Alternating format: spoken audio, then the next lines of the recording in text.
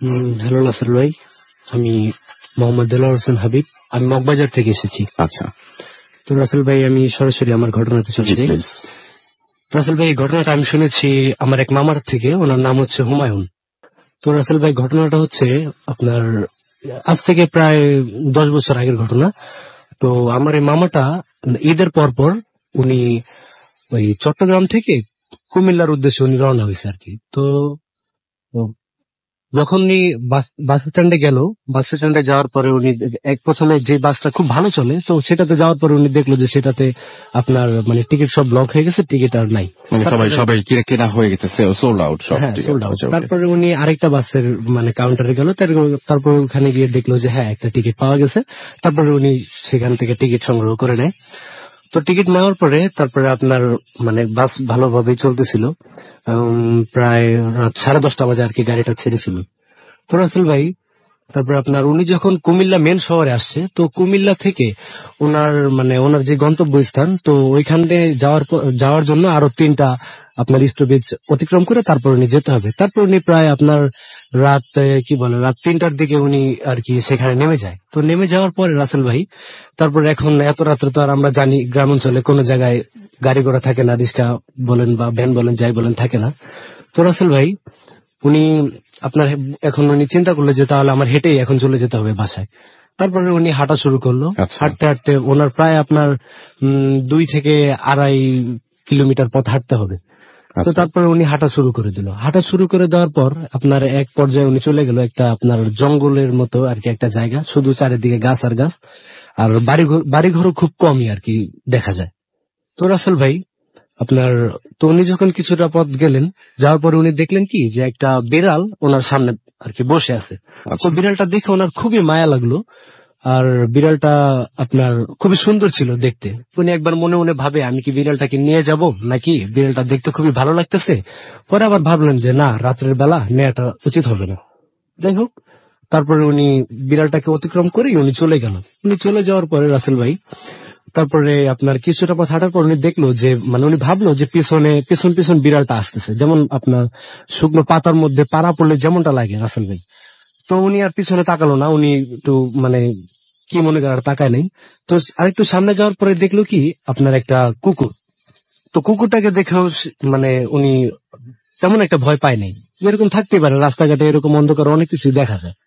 যাই হোক, তারপরে তার কিছুক্ষণ পরেই উনি দেখলো কি একটা গরু রাস্তার মধ্যে, ধরেন রাস্তার ডান পাশে একটা গাছের সাথে বাঁধা আছে দড়িটা। সেই গরুটা আপনার রাস্তার ডান পাশ থেকে শুরু করে একবারে বাম পাশে যেয়ে দাঁড়ায় আছে রাস্তাটার মধ্যে, শুধু ওই যে দড়িটা দিয়ে আর কি গরুটা রাস্তাটা ব্লক করে রাখে। তখন উনি আবার একটু ভয় পেয়ে যায় যে এগুলো কি হচ্ছে। প্রথমে দেখলাম বিড়াল, তারপরে দেখলাম কুকুর, এখন আবার গরু।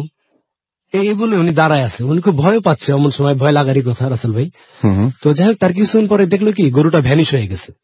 তখন উনি খুব ভয় পেয়ে যায়। তারপরে উনি আরো কিছুক্ষণ পর হাঁটলো, প্রায় 2-3 মিনিট হাঁটার পরে তারপর দেখলো একটা পিক আপ ভ্যানটা রাস্তাটা ব্লক করে দাঁড়ায় আছে। উনি যেতে পারতেছে না সেই পিক আপ ভ্যানটার কারণে। তো তারপরে উনি একটা আপনার ওনার কিছু একটা ওই একটা একটা পদ্ধতি জানা ছিল, তারপরে সেই পদ্ধতিটা উনি করলেন, যে পদ্ধতিতে এই সমস্ত জায়গা থেকে বের হয়ে আসা যায়। হ্যাঁ রাসেল ভাই, এরকমটাই। তো তারপর আর কি দেখলো কি যে পিক আপ ভ্যানটা আপনার ভ্যানিশ হয়ে গেছে। তারপর উনি আপন মনে বাড়ি চলে গেল। বাড়ি যাওয়ার পরে তারপর উনি যখন দরজা নক করলেন, ওনার মা বললো, বাবা হুমায়ুন, তুমি কি এসছো? হ্যাঁ মা, আমি এসছি, তুমি দরজাটা খুলে দাও। তারপর দরজাটা খুলে দিল রাসেল ভাই। দরজা খুলে দেওয়ার পরে তারপর উনি বললো যে বাবা, তুমি কি কিছু খাওয়া দাওয়া করবা কিনা? পরে বললো না মা, আমি রাস্তায় খেয়েছি, আমি বাসায় অনেক কিছু খাইছি, আমার আপাতত খিদা নাই, তো আমি শুয়ে পড়ি। বললো যে আচ্ছা বাবা, তাহলে তুমি শুয়ে পড়ো। উনি শুয়ে পড়ার পরে তারপরে উনি যেখানটাতে ওনার বিছনাটা, ওনার মাথার কাছেই ছিল জানালা। তো জানালাতে উনি জানালার বাইরে থেকেই আর কি আপনার একটা যদি গরু যদি কিছু খায় রাসেল ভাই, তো যেমন একটা আওয়াজ হওয়ার কথা, কতর মটর বলেন বা যেরকম একটা আওয়াজ হওয়ার কথা, এই আওয়াজটা উনি পাচ্ছে। তো উনি এখন বললো যে কি হইলো। তারপরে উনি আপনার জানালাটা খুললে দেখলেন কি যে ওনাদের যে নিজস্ব যে গরুটা, সেই গরুটা রাসেল ভাই আপনার ওই যে ধানের যে বীজ বুনি না আমরা, যে গ্রাম অঞ্চলে গেলে দেখা যায়, প্রথমে বীজটা ছেটানো হয়, তারপরে কিছু গাছ হয়, তারপরে সেটা আবার আরেক জায়গায়। একেবারে রাইট। তো দেন উনি মানে দেখলেন কি যে ওনাদের গরুটা সেই মানে আপনার ওই ধানের ওই বীজগুলো খেয়ে ফেলতেছে এরকম আর কি। আচ্ছা, উনি এখন এটা দেখে উনি জোরে জোরে চিৎকার করে বলতেছেন যে মা মা মা দেখো দেখো আমাদের গরুটা না আমাদের সব ধানের তো খেয়ে ফেলতেছে। তো ওনার মা বললো যে হ্যাঁ বলিস কি, তাহলে তো বড় ধরনের একটা সর্বনাশ হয়ে যাবে। তো উনিও মানে সাথে সাথে বের হয়ে গেল, ওনার মাও বের হয়ে গেল। উনি যখন ফার্স্টে গরুটার কাছে গেল, গরুটা করলো কি রাসেল ভাই, দৌড় না দিয়ে গরুটা খালি লাফাচ্ছে আর উনিও দৌড়াইতেছে, কিন্তু উনি আর কি গরুটাকে ধরতে পারতেছে না রাসেল ভাই। এরকম করে অনেক দূর পর্যন্ত চলে গেল। ওনার মাও ওনার সাথে সাথে গেল, ওনার বাবাও ওনার সাথে সাথে গেল। তারপরে ওনার বাবা ওনাকে ধরতে পারতেছে না। পরে ওনার মা বললো কি মনে করে যেন আবার বাসায় আসলো। বাসায় আইসা তারপরে আপনার ওনাদের যে গোয়াল ঘরটা না, গোয়াল ঘরটা খুলে দেখে কি গরুটা তো গোয়াল ঘরের মধ্যেই বসা। আচ্ছা।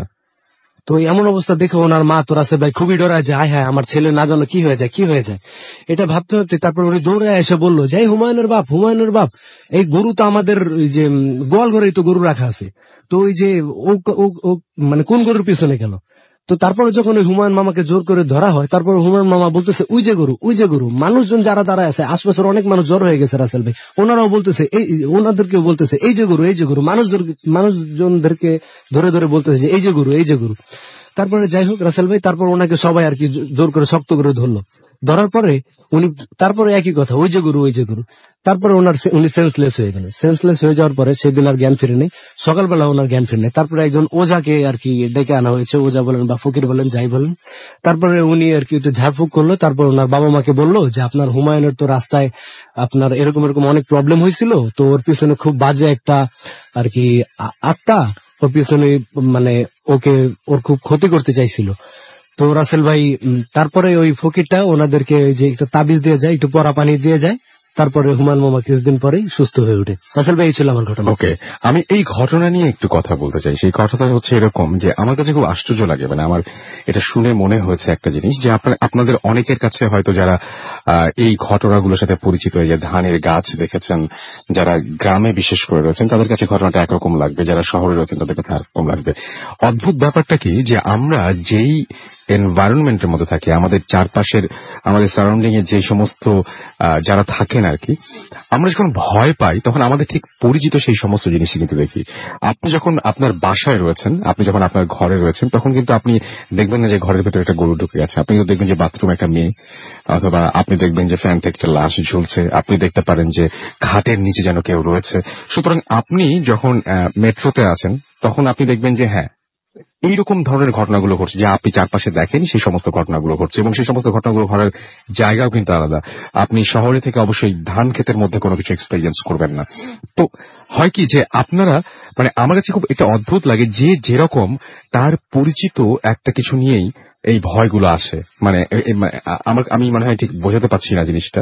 সেটা হচ্ছে যে আপনার পরিচিত যে সমস্ত কিছু, যা কিছু আপনি ভাবতে পারেন বা যা কিছু আপনি অনুমান করতে পারেন, যা কিছু আপনি দেখে চিনতে পারেন, ভয়গুলোও ঠিক সেইগুলোর রূপ ধরে আসে আপনার কাছে।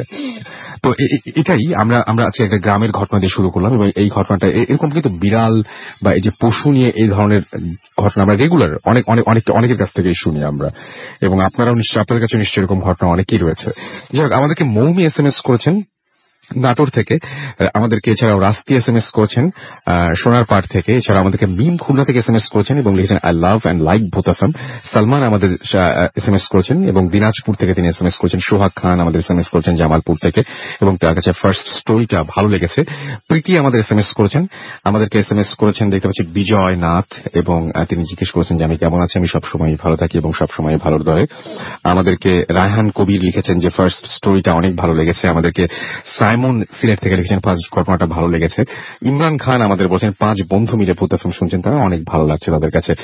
আমাদেরকে রোজ লিখেছেন যে ফার্স্ট স্টোরিটা শুনে তার কাছে ভয় লেগেছে। আমি জানি না যে কতটুকু ভয়ের, বাট ঘটনাটা এরকমই ঘটে যখন, মানে অনেকের সাথেই ঘটেছে। আমি অনেক ঘটনা এরকম শুনি যেগুলো অনেকগুলো কাছাকাছি, এবং আমার ফ্যামিলিতে অনেকে যারা ঘটনা বলেছেন, আমার রিলেটিভরা, তাদের মধ্যে অনেক জিনিসই কমন থেকে যায় আমি দেখেছি। মানে একই টাইপ ঘটনা কিন্তু মানুষ রেগুলার ফেস করছে, হয়তো কিছুটা একটু একটা ঘটনা থেকে একটু হয়তো আরেকটা ঘটনা আলাদা। আমাদেরকে চট্টগ্রাম থেকে তাহাবিব SMS করেছেন এবং তিনি বলেছেন যে আই লাভ ভূত এফএম। আমাদেরকে এছাড়াও রিয়াদ ময়মনসিং থেকে SMS করেছেন। মিজান আমাদের SMS করেছেন সিলেট থেকে, এবং আজকে অনেক বড় বিপদ থেকে বেঁচে আসলেন তিনি। এবং এখন ভূত এফএম শুনছেন। চয়ন আমাদের এসএমএস করেছেন জিহাদ কিরানীগঞ্জ থেকে, ফার্স্ট স্টোরিটা জোস আমাদেরকে। এছাড়াও এসএমএস করেছেন দেখতে পাচ্ছি মোমো বসুন্ধরা থেকে। সাগর আমাদের এসএমএস করেছেন হিমেল, আকরাম, আলী আমাদের, আকবর আমাদের এসএমএস করেছেন আমাদেরকে রাকিব। এছাড়াও অন্তু আমাদের এসএমএস করেছেন, মুগলে আজম আমাদের এসএমএস করেছেন আরিফ। এছাড়া আরো অনেকে এসএমএস করেছেন। আমাদের এখানে ফেসবুকে দেখতে পাচ্ছি আমাদের সাইফুর রহমান আজমিরিগঞ্জ থেকে লিখেছেন আই লাভ ভূত এফএম। আমাদেরকে বিলাল আহমেদ রবিন লিখেছেন আই লাভ ইউ ভূত এফএম। আমাদেরকে এছাড়াও সিদ্দিক সাগর লিখেছেন আশা করছি আজকের ভূত এফএমটা মজার হবে, উই হোপ সো। আমাদেরকে আমান লিখেছেন যে রাসেল ভাই একা শুনছি। আমাদেরকে দোহার নবাবগঞ্জ থেকে লিখেছেন নাইম ইসলাম, রাসেল ভাই আরো বেশি ভয় পেতে চাই। ট্রু, আরো বেশি ভয় আসবে, সেই জন্য আপনাকে আরো কিছুক্ষণ অপেক্ষা করতে হবে। আমাদেরকে কামাল আহমেদ এসএমএস করেছেন আই লাভ ভূত এফএম। আমাদেরকে দেখতে পাচ্ছি এমডি মারুফ লিখেছেন ডোন্ট স্টপ দ্য ফুর্তি, আমরাও তাই বলি। আমাদেরকে এছাড়াও দেখতে পাচ্ছি আরো অনেকেই এখানে কিন্তু কমেন্ট করেছেন ফেসবুক পেজে। আর এছাড়া আমার পেজেও দেখতে পাচ্ছি অনেকে লিখেছেন। ফয়সাল আহমেদ ফাহিম লিখেছেন স্পেন থেকে, তিনি শুনছেন অসম। আমাদেরকে আরিয়ান ইসলাম আকাশ লিখেছেন আই লাভ ভূত এফএম। এবং আমাদেরকে ইমরান জাহান আরাফাত লিখেছেন। এবং আমাদেরকে এছাড়াও লিখেছে, আচ্ছা তিনি বলছেন যে দিনে ভূত এফএম দেয়া যায় কিনা, সবকিছুর একটা সময় রয়েছে কিন্তু না। আমার মনে হয় যে রাতে শুনতেই ভূত এফএম বেশি ভালো লাগে এবং রাতে এনজয় করাটা বেশি সম্ভব। আমাদেরকে মানে যেমন রাতের ঘুম দিনে হয় না, তেমনি মানে রাতের যে সমস্ত জিনিস সেগুলো দিনে হলে আসলে খুব অস্বাভাবিক লাগার কথা।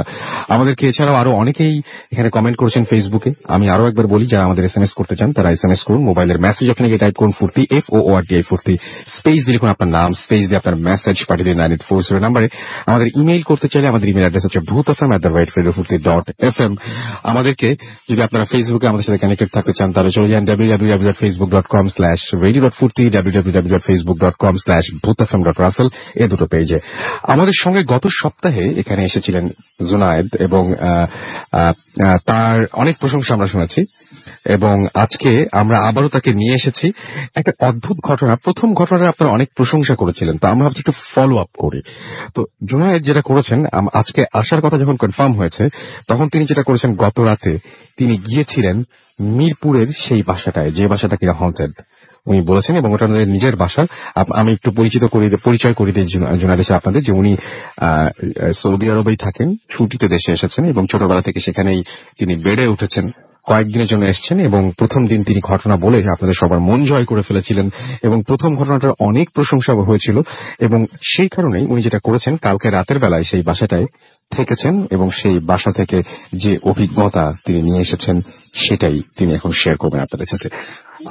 ওয়েলকাম টু রেডিও ফুর্তি এন্ড ওয়েলকাম টু ভূত এফএম অ্যাজ ওয়েল। আচ্ছা, এখন যেটা শুনবো সেটা হচ্ছে যে কালকে আপনি মানে একদম শুরু থেকে শুনি, যে কালকে আপনি যখন বাসায় গেলেন তখন কটা বাজে?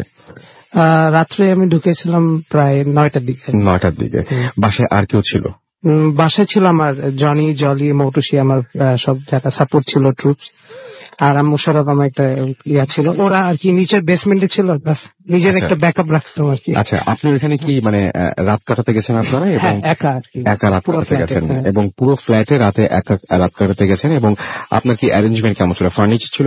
কোনো ফার্নিচার ছিল না, যেহেতু ওটা অনেকদিন ধরে বন্ধ, আই গেস 2 মান্থ ধরে বন্ধ। আচ্ছা, সো নর্মাল আমি একটা পার্টি নিয়ে যাই মানে বিছানোর জন্য। আর ওখানে থাকে না ইন্টারেস্টিং ব্যাপার, আমি পর্দার আগে ওখানে। আচ্ছা, কজ আমাদের প্রিভিয়াস যারা ভাড়াটিয়া থাকতো ওরা বলতো কি পর্দা নাকি জানলা বন্ধ অবস্থায় উঠতো। আচ্ছা, সুতরাং আপনি ওই পরীক্ষাটা করার জন্য আপনি আচ্ছা অনেক সাহসিকতার কাজ করেছেন। হ্যাঁ, আরেকটা জিনিস বলবো, রাস্তায় আমি মিষ্টি আর দুধ নিয়ে গেছিলাম। এটা কি জন্য? এটা জাস্ট আমি অনেক শুনছি আর কি, যে ওরা এই জিনিস দিয়ে অনেক অ্যাট্রাক্টিভ। লাস্ট ওইটা আমি বলছিলাম মিষ্টির দোকান, কোন লিঙ্ক হইতে পারে এখানে। আচ্ছা, যেহেতু জিনিসটা শুরু হয়েছিল কলকাতার একটা মিষ্টির দোকান থেকে, আমি এটা ট্রাই করছি। সুতরাং আপনি মিষ্টি নিয়ে গিয়েছেন এবং সঙ্গে দুধ নিয়ে গেছেন। তারপরে কি হলো? এবং আমরা যখন ঘটনা বলবো তখন টাইম গুলো মেনশন করবো, যে কটা বাজে তখন। সো প্রায় 9টার দিকে তো আমি গেলাম, যাই ঢুকে আমি নর্মাল একটু নিজে ইনভেস্টিগেট করলাম, জায়গা টাগা দেখলাম। আর যে রুম থেকে বেশি কমপ্লেন আসতো ওই রুমেই আমি যাই। এবং আপনি একটা মানে সাবধানতার জন্য আপনি মোবাইলে আয়াতুল কুরসি ডাউনলোড করে রাখছিলাম আর কি, আচ্ছা। নিজের সেফটির জন্য আর কি। আচ্ছা সো হ্যাঁ, আমি আপনাকে এসএমএস ও করছিলাম যখন আমি বাসায় ঢুকছি। সো ঢুকার পর আমি পর্দা টর্দা লাগাই, আমরা সবাই মিলে লাগানোর পর আমরা বলি ঠিক আছে, পর্দা টর্দা লাগাইলাম, মাটি বিছালাম, মশারি নিলাম, যত মশা অনেক। সো আমি আমার প্রিপারেশন নিয়ে গেলাম। ঠিক আমি ডিনার করলাম সবার সাথে, 10:30 11টা বাজতে আমি বলছি, সবাই চলে যায় এখান থেকে, আমি একা থাকবো। অনেকবার বলছে কি একা থাকতে পারবে কিনা, তা অবশ্য ওরা নিচে ওয়েট করতেছিল আমার, মানে নিচের ফ্ল্যাটে আমার আন্টির বাসে ছিল আর কি। আমরা দেখ কিছু হলে ফোন দিব তোদেরকে। আচ্ছা, তারপরে ওনারা নিজেদের মানে আপনার আন্টির ফ্ল্যাটে এবং আপনি হচ্ছেন আপনার ফ্ল্যাট, এবং আপনি বলছেন যখন আপনাদের পরিবার সবার অনেকেই থাকেন ওইখানে, এবং আপনাদের ফ্ল্যাটটা আমাদের ফ্ল্যাটে ওইরকম ভাবে পড়ে আছে। হ্যাঁ। আচ্ছা, সো 11টা 11:30 বাজলো, 12টা বাজলো, 1টা বাজলো, 2টা বাজলো, এরকম করতে করতে আমি প্ল্যান করলাম কি ঘুমায় পড়ি। সো আমার ঘুমানোটা অনেক ইম্পর্টেন্ট, বিকজ আমি জানি সব জিনিস ঘুম থেকে উঠায় অনেক ডিস্টার্ব করে। তো আমি বললাম এই টাইপসের কিছু করি। সো আমি ঘুমাইলাম, খুব চেষ্টা করে ঘুমাইলাম, ইভেনচুয়ালি ঘুমাই। তো রাত 3টা 3:30 4টা এরকম, মানে টাইমটা ঠিক খেয়াল নাই, বাট 3টা 4টার টাইম ফ্রেমের ভিতরে হবে আর কি। সো রাত 3টার দিকে আমি দেখি কি পর্দা মশারি লাগাই ঘুমাইছি। পর্দা তো সাধারণত মশারির বাইরে থাকবে, জানলার সাথে লাগানো। আমি ঘুমাইছি জানলার পাশেই, পাটি করে মশারি লাগে ঘুমাইছি। সো রাত আমি পিঠটা মানে উল্টায় ঘুমাইছি আর কি, পিঠটা আমার উপরে আর কি, পেটটা নিচে আর কি, এভাবে ঘুমাইছি। সো ঘুমানোর পর আমি রিয়েলাইজ করলাম কি কেউ জানি রাত 3:30টার দিকে রাসেল ভাই পর্দাটা আমার গায়ের উপর কেউ ফালাই দিচ্ছে। আচ্ছা, ওটা দিয়ে আমার ঘুম ভাঙে। পর্দা গায়ের উপরে ফেলে দিয়েছে? হ্যাঁ। আচ্ছা, মানে মুখের উপর ফালায় কান মারছে আর কি। আমি বললাম ওরে বাপ, এটা কি? আমি বুঝছি এই তো আসছে, এখন মজা হবে। তো পরে আমি বললাম ঠিক আছে, আসলো। পরে আমি ঘুরে তাকাই, রাসেল ভাই পর্দা ঠিকই মশারির বাইরে, কোনো পসিবিলিটি নেই কারো কি ওটা পর্দা মশারি ভেদ করে ভেতরে ঢোকার কোনো কারণ আসলে নেই। হ্যাঁ। সো আমি বুঝছি, তখন আমি রিয়েলাইজ করছি ইয়েস নাও সামথিং গোনা হ্যাপেন, তখন আমি করলাম কি, আমি বললাম ঠিক আছে। তো ঠিক 4 থেকে 5 মিনিট পর আমি অবশ হয়ে যাই। ইটস লাইক আমার পুরো বডিটা হয়ে যায়, প্যারালাইজড হয়ে যায়। আমি আমার হাতও মানে মোবাইলের কাছে আমার হাতটা আমি নিতেও পারতেছিলাম না আর কি। সো হঠাৎ করে দেখি কি অনেক 10-15 মিনিট পর দেখি কি দরজা পুরো ধাস করে খুলছে কেউ, খুলে একটা ব্ল্যাক মানে অন্ধকার, তো অন্ধকারের মধ্যে আরো ঘন একটা কালো শ্যাডো আসে আমার পায়ের এখানে দাঁড়ায়। মানুষের মতো শেপ ছিল না, একটা শ্যাডো টাইপ ছিল আর কি, কোনো শেপ ছিল না। বাট আপনি বুঝতে পারতেছেন একটা স্মোকের মতো না কি আছে, শেপ কোন আমি দেখি না রিয়েলাইজ। তো দেখে আমি পায়ের ওখানে দাঁড়াইছে, দাঁড়ায় অনেকক্ষণ ধরে আওয়াজ করতেছে, এরকম টাইপ আওয়াজ আর কি। তো করার পর আমি তো মানে শেষ, আমি বললাম ঠিক আছে গেলাম এবার। তো আমি অনেক চেষ্টা করি, তো আমি নড়াইতে 20 মিনিট প্রায় রাসেল ভাই আমি অনেক চেষ্টা করি, লাইক আমি বডি নড়াইতে পারছি, কিছু করতে পারতেছিলাম না। তারপর আমি খুব কষ্ট করে লাইক আমি আয়াতুল কুরসি মানে মনে মনে পড়তেছি, বাট স্টিল আমি পড়তে পারতেছিলাম, মানে এত নার্ভাস প্যানিক করছিলাম, মানে আমি সূরা ভুল উল্টা পড়তেছি। তো সামহাও আমি মোবাইলটা রিচ করে আয়াতুল কুরসি প্লে করছে, সাথে সাথে নিচে যে আমার মুশারফ ছিল ডাকছিলাম আর কি। তো সে আসলো রুমে আসে, আমাকে বাইর করলো। আর আমি যখন উঠছি বিছানা থেকে আমি পুরা ঘামানো, এজ এ আমাকে কেউ 2 বালতি পানি ঢালে দিছে, এরকম একটা অবস্থা ছিল। আর যখন আমি বের হলাম আমি অনেক নিজেকে মানে খুব মানে সহনা থেকে যখন মানুষ বের হয় কেমন একটা ফিলিংস আসে ওই টাইপস। আরেকটা ইন্টারেস্টিং বিষয় আমি যেটা বলিনি রাসেল ভাই, দ্যাট ঢোকার আগে আমি অনেকক্ষণ বসে একা একা কথা বলছি। সেই কথাগুলো কিরকম টাইপের কথা ছিল? আমি প্রথমে ঢুকে আমি এই কথা বললাম, হ্যাঁ প্রথমে ঢুকে ফার্স্ট দামে কি অবস্থা, ভালো আছেন তো? আমি তো এখন প্ল্যান করছি আমি বাসায় থাকবো, ঠিক আছে? আমি জানি ওর তো ট্রেস মানে ও তো এই জিনিসটা আর কি ডিস্টার্ব করবে। আমি ওকে ইঙ্গিত করলে আমি বাসায় থাকবো, তোমার কোনো প্রেসেন্স থাকলে আমাকে দেখাও, তুমি কে? তুমি আমার চাচারে তুমি আমার খালুকে বিরক্ত করছো, তুমি আমাকে বিরক্ত করবা, তুমি কি চাও? তুমি মিষ্টি চাও, দুধ চাও? অনেকগুলি আমি প্রভোগ করছি, চেতেছিও যদি সাহস আপনি বলছিলেন। হ্যাঁ, আমি সেটাই। যাই হোক, আমরা পরবর্তী আরো ঘটনা শুনবো, এবং যেটা উনি অফ এয়ারে বলেছেন যে মানে গালাগালি পর্যায়ে একটা জিনিস সেরকম একটা জিনিস হয়েছিল।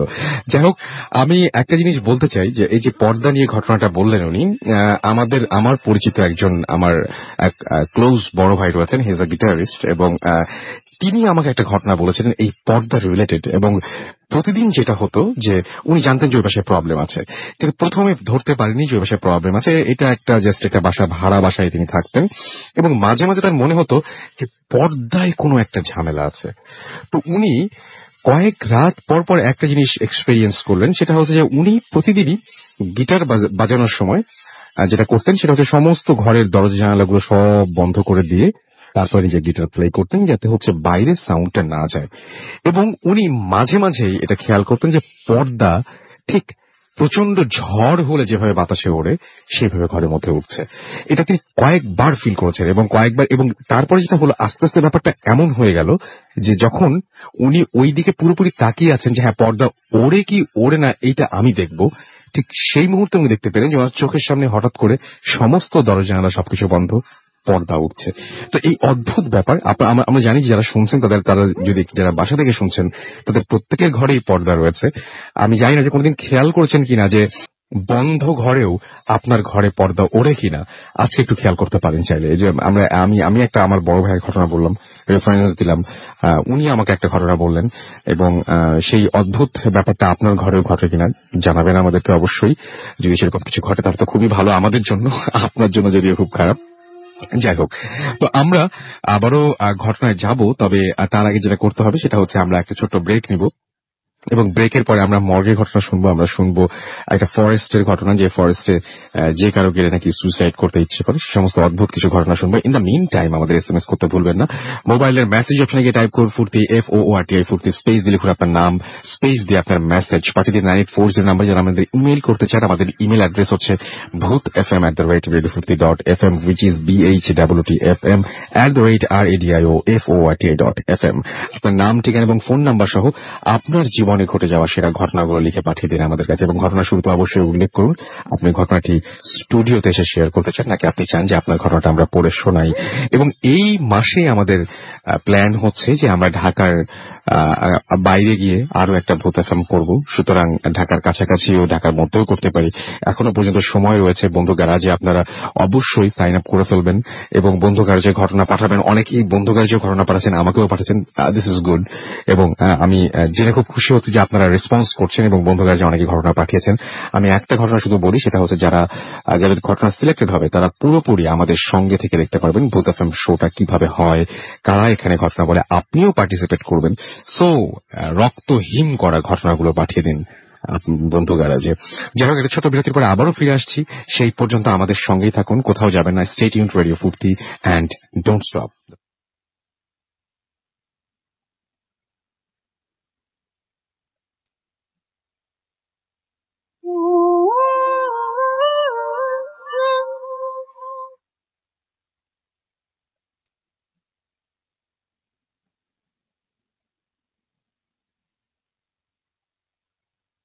Welcome back. শুনছেন সবসময় রেডিও ফুর্তি 88.0 FM, বাংলাদেশের সর্ববৃহৎ রেডিও নেটওয়ার্ক। আমি রাসেল আছি সাথে, এবং চলছে ভূত FM। আপনারা সবাই জানেন ভূত FM এখন আরো অন্যরকম উইথ গ্রামীণ ফোন, এবং আপনাদের সহযোগিতা পেলে আমরা যেতে চাই বহুদূর। এবং আমরা এই যে বহুদূর যে আরো একটা শো করবো, এই তো রিসেন্টলি এই মান্থেই আপনারা সেটা এক্সপেরিয়েন্স করতে পারবেন। সো যারা চান তাদেরকে আরো একবার বলে দিই যে বন্ধু গ্যারাজে অবশ্যই জানান। আজকে খুব মজার লাগছে যে আজকে অনেকেই বলছেন যে প্রথম ঘটনাটা ভালো লেগেছে, অনেকে বলছেন দ্বিতীয় ঘটনাটা ভালো লেগেছে। এক একজনের পছন্দ এক রকম, এবং আমি হুইচ ইজ গুড, আমি এটাই চাই যে আপনাদের প্রত্যেকটা ঘটনা ভালো নাও লাগতে পারে, কিন্তু একটা চয়েস থাকে, কিন্তু হ্যাঁ এটা চাইতে এটা বেটার, এটা আমার জানলে কিন্তু খুব সুবিধা হয়। এবং আমি যেটা মানে যেদিকে হচ্ছে আপনাদের বেশি ভোট থাকবে সেই ধরনের ঘটনাগুলো বেশি সিলেক্টেড হবে, সেটা আপনারা বুঝতেই পারছেন। যাই হোক, হৃদয় লিখেছেন আই লাভ ভূত FM, আমাদেরকে অনেক লিখেছেন বনশ্রী থেকে। এছাড়া আমাদেরকে 3 SMS করেছেন রামপুরা থেকে। FM রাসেল SMS করেছেন আমাদেরকে হিমন, এবং তিনি বলছেন খুব খুব খুব ভয় লাগছে। এখনো পর্যন্ত ভয় আমরা ওইভাবে শুরু করিনি, কিন্তু ফরিদ আমাদের SMS করেছেন, রেগুলার লিসেনার তিনি। আমি শুধু একটা কথাই বলছি, শুধুমাত্র আপনারা আজকে রাতের বেলা যেটা করবেন সেটা হচ্ছে নিজেদের বাসার পর্দাগুলোর দিকে খেয়াল রাখবেন। শীতের সময় আমি জানি সব জানালা বন্ধ, মাঝে মাঝে খেয়াল করবেন যে পর্দাটা ওড়ে কিনা। আমাদেরকে ফাহাদ SMS করেছেন, ফার্স্ট স্টোরিটা তার কাছে খুব ভালো লেগেছে। আমাদেরকে ইমন SMS করেছেন চট্টগ্রাম থেকে, এবং তিনি বলছেন যে SMS কমেন্ট এত পড়েন না। আচ্ছা, এটাও পড়েন না কেন, মানে আমি বুঝলাম না। আমাকে আমাদেরকে লামস SMS করেছেন আমাদের সাকিব রাজশাহী থেকে। ফার্স্ট স্টোরি তার কাছে খুব ভয় লেগেছে। সুমন জ্যাকসন আমাদের SMS করেছেন কেরানীগঞ্জ থেকে। নিলয় গাজীপুর থেকে আমাদের SMS করেছেন নারায়ণগঞ্জ থেকে। আমাদেরকে শিপন SMS করেছেন গাজীপুর থেকে। আমাদের SMS করেছেন বাবু যশোর থেকে। জাহিদ মিরপুর থেকে। রিদওয়ান সেকেন্ড স্টোরিটা তার কাছে অনেক ভালো লেগেছে। তালুকদার আমাদের SMS করেছেন বশির আমাদেরকে SMS করেছেন। কায়েস নিরালা খুলনা থেকে। এছাড়া আমাদেরকে রায়হান এবং নিতু SMS করেছেন বাবু সহ আরো অনেকে। আপনি যদি SMS করতে চান মোবাইলের মেসেজ অপশনে গিয়ে টাইপ করুন ফুর্তি FORTI ফুর্তি স্পেস দিয়ে লিখুন আপনার নাম, স্পেস দিয়ে আপনার মেসেজ পাঠিয়ে দিন 9840 নম্বরে। আমরা চলে যাচ্ছি আমাদের দ্বিতীয় অতিথির কাছে এবং আপনার কাছ থেকে আমরা শুনবো।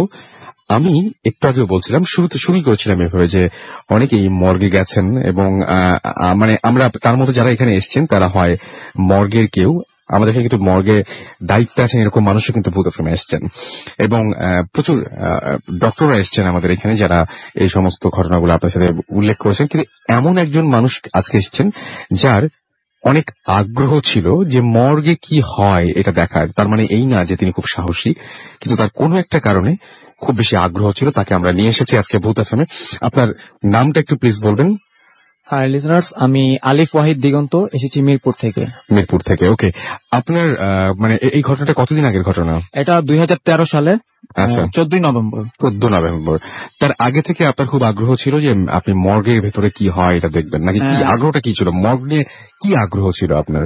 অ্যাকচুয়ালি আসলে ছোটবেলা থেকে আমি খুব কৌতূহলী, তো আমার একটা জিনিস মানে জানার খুব ইচ্ছা ছিল যে মর্গে কি হয়, আসলে মানুষের লাস্ট স্টেজটা কি, মানে মৃত্যুর পর যাদের আর কি মানে বেয়ারিস লাশ হিসাবে যাদেরকে নিয়ে শনাক্ত করা হয় তারা কি অবস্থায় দিন যাপন করে, আসলে এই জিনিসটা কিভাবে থাকে, তারপরে কি হয় না হয়, আর কিভাবে লাশ কাটে এবং মানুষের শরীরে থেকে কিভাবে একটা মানুষ মানে করে। আমি এই জিনিসটা মানে অনেকদিন ধরে আমার জানার খুব আগ্রহ। এবং তখন মানে ভয়টা এগুলো কোনো মাথায় ছিল না যে ভয় পাওয়ার জন্য দেখবো, বা মানে শুধু আগ্রহই ছিল, যে শুধু আমার আগ্রহই ছিল, শুধু আপনার আগ্রহই ছিল। যখন কোনো জিনিস নিয়ে আগ্রহ থাকে সেটা একটা সমাপ্তি আছে।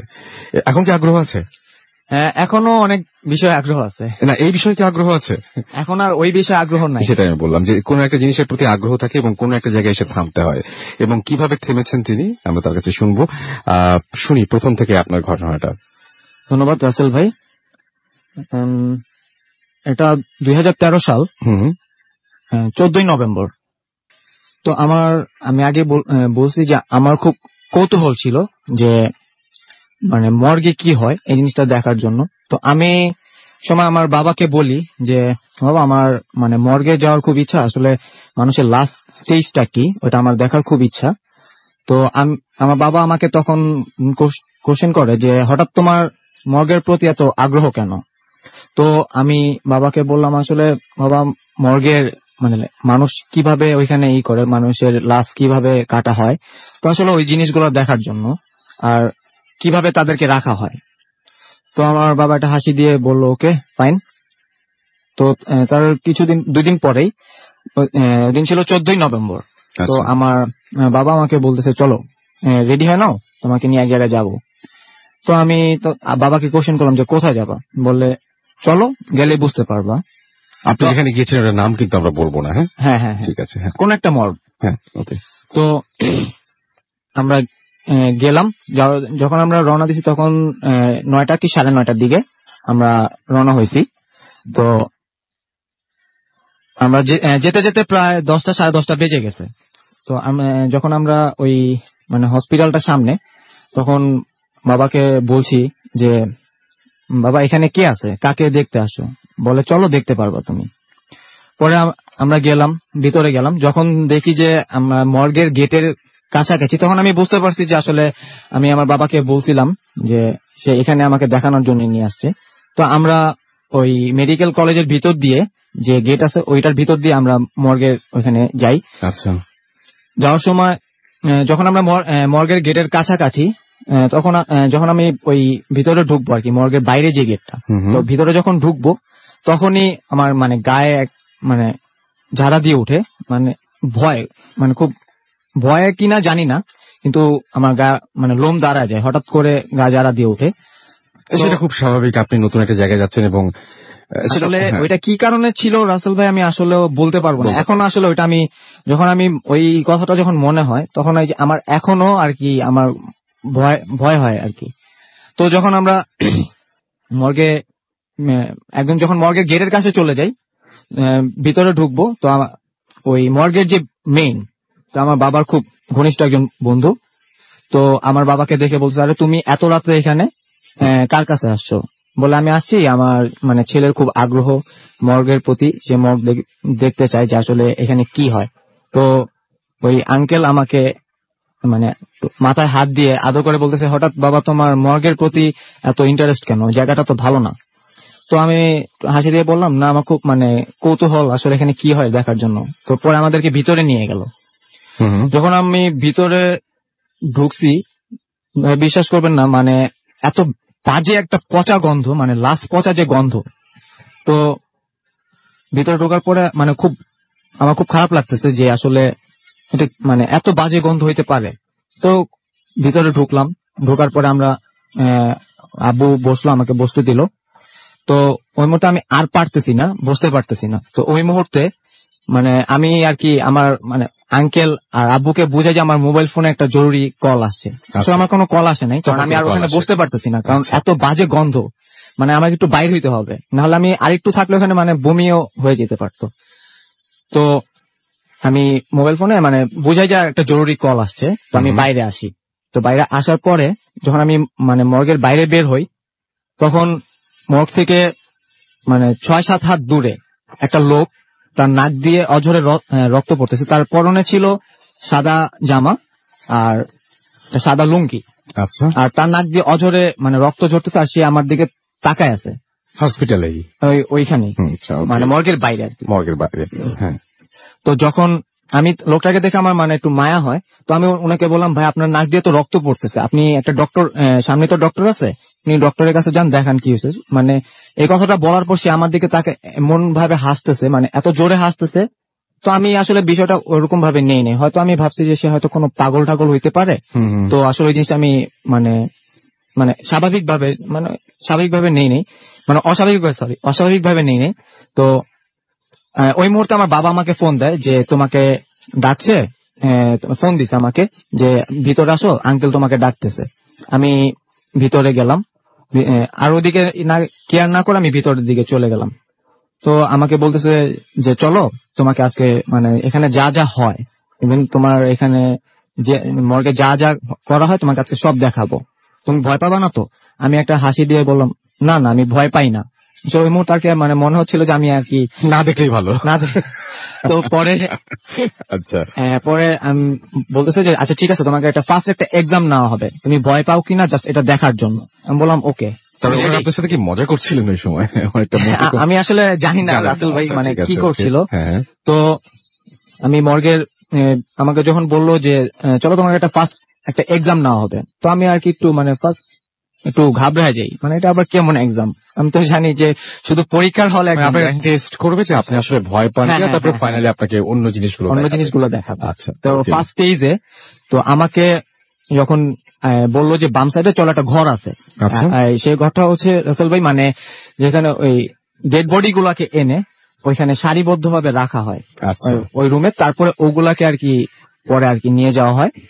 তো মানে অনেক সিরিয়াল, মানে লাশের অনেকগুলো সিরিয়াল। আমি ফার্স্টে আমাকে বলে যাও তুমি আগে যাও, মানে সিরিয়ালে আগে যাও, আমি তোমার পিছনে আছি, সমস্যা নাই, আমি তোমার পিছনে।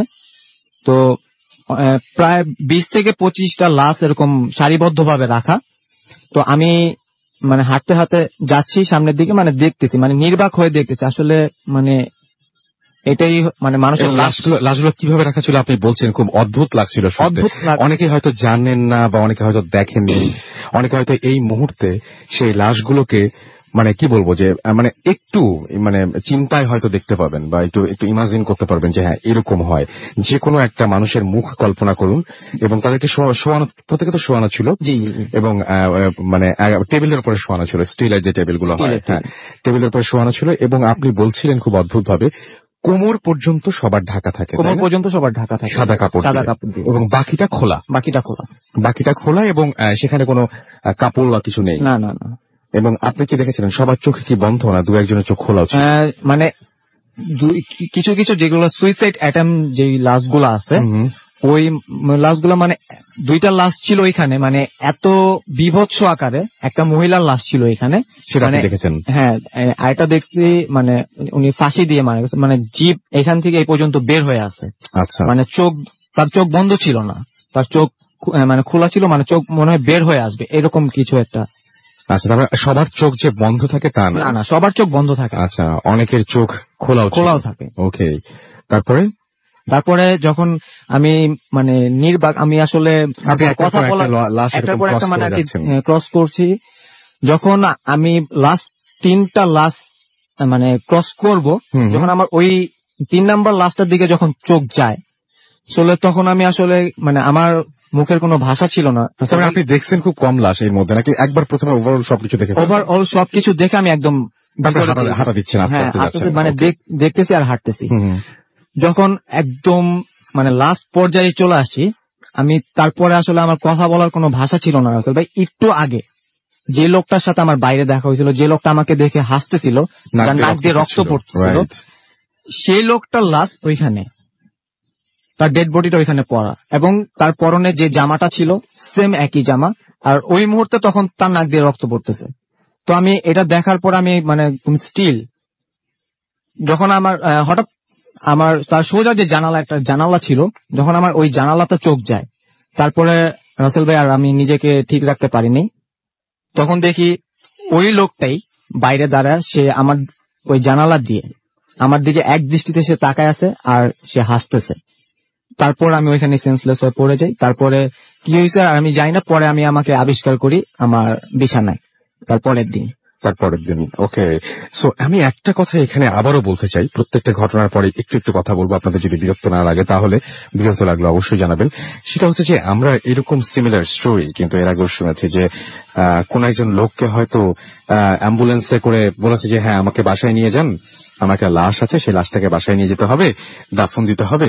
তারপরে দেখা গেছে যে সেই ভদ্রলোক আসলে হচ্ছে সেই ভদ্রলোক যিনি মারা গেছেন। মানে এরকম কিন্তু ঘটেছে, এর আগে আপনারা এরকম ঘটনা শুনেছেন যে যেই ভদ্রলোক মারা গেছেন তিনি অ্যাম্বুলেন্স নিয়ে পুরো রাস্তাটা গেছেন। আবার এরকমও হয়েছে যে কেউ একজন হয়তো আমাদের একজন ডক্টর এসেছিলেন, যিনি তার কাছে এসেছিলেন এবং বলছিলেন যে আমার মানে তিনি নিজেই বলছিলেন যে হ্যাঁ আপনি তাড়াতাড়ি ওই রুমে চলেন, এবং গিয়ে দেখলেন যে আসলে উনি সেই রুমে, এবং তার ফ্যামিলি এখনো পর্যন্ত জীবিত রয়েছে।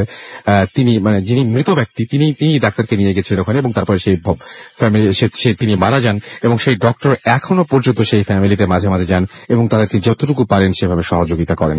তো ব্যাপারটা হচ্ছে এরকম ঘটে, এবং আজকে উনি যেটা বললেন এই ঘটনা হয়তো অনেকের কাছে বিশ্বাস্য মনে হবে, মানে বিশ্বাসযোগ্য মনে হবে, অনেকের কাছে অবিশ্বাস্য লাগবে, বাট যে ঘটনা সেটা হচ্ছে যে ওনার সাথে এরকম একটা ঘটনা ঘটলো, যেই লোকটি ভেতরে শুয়ে আছে সেই লোকটির সাথে তার বাইরেও দেখা হলো।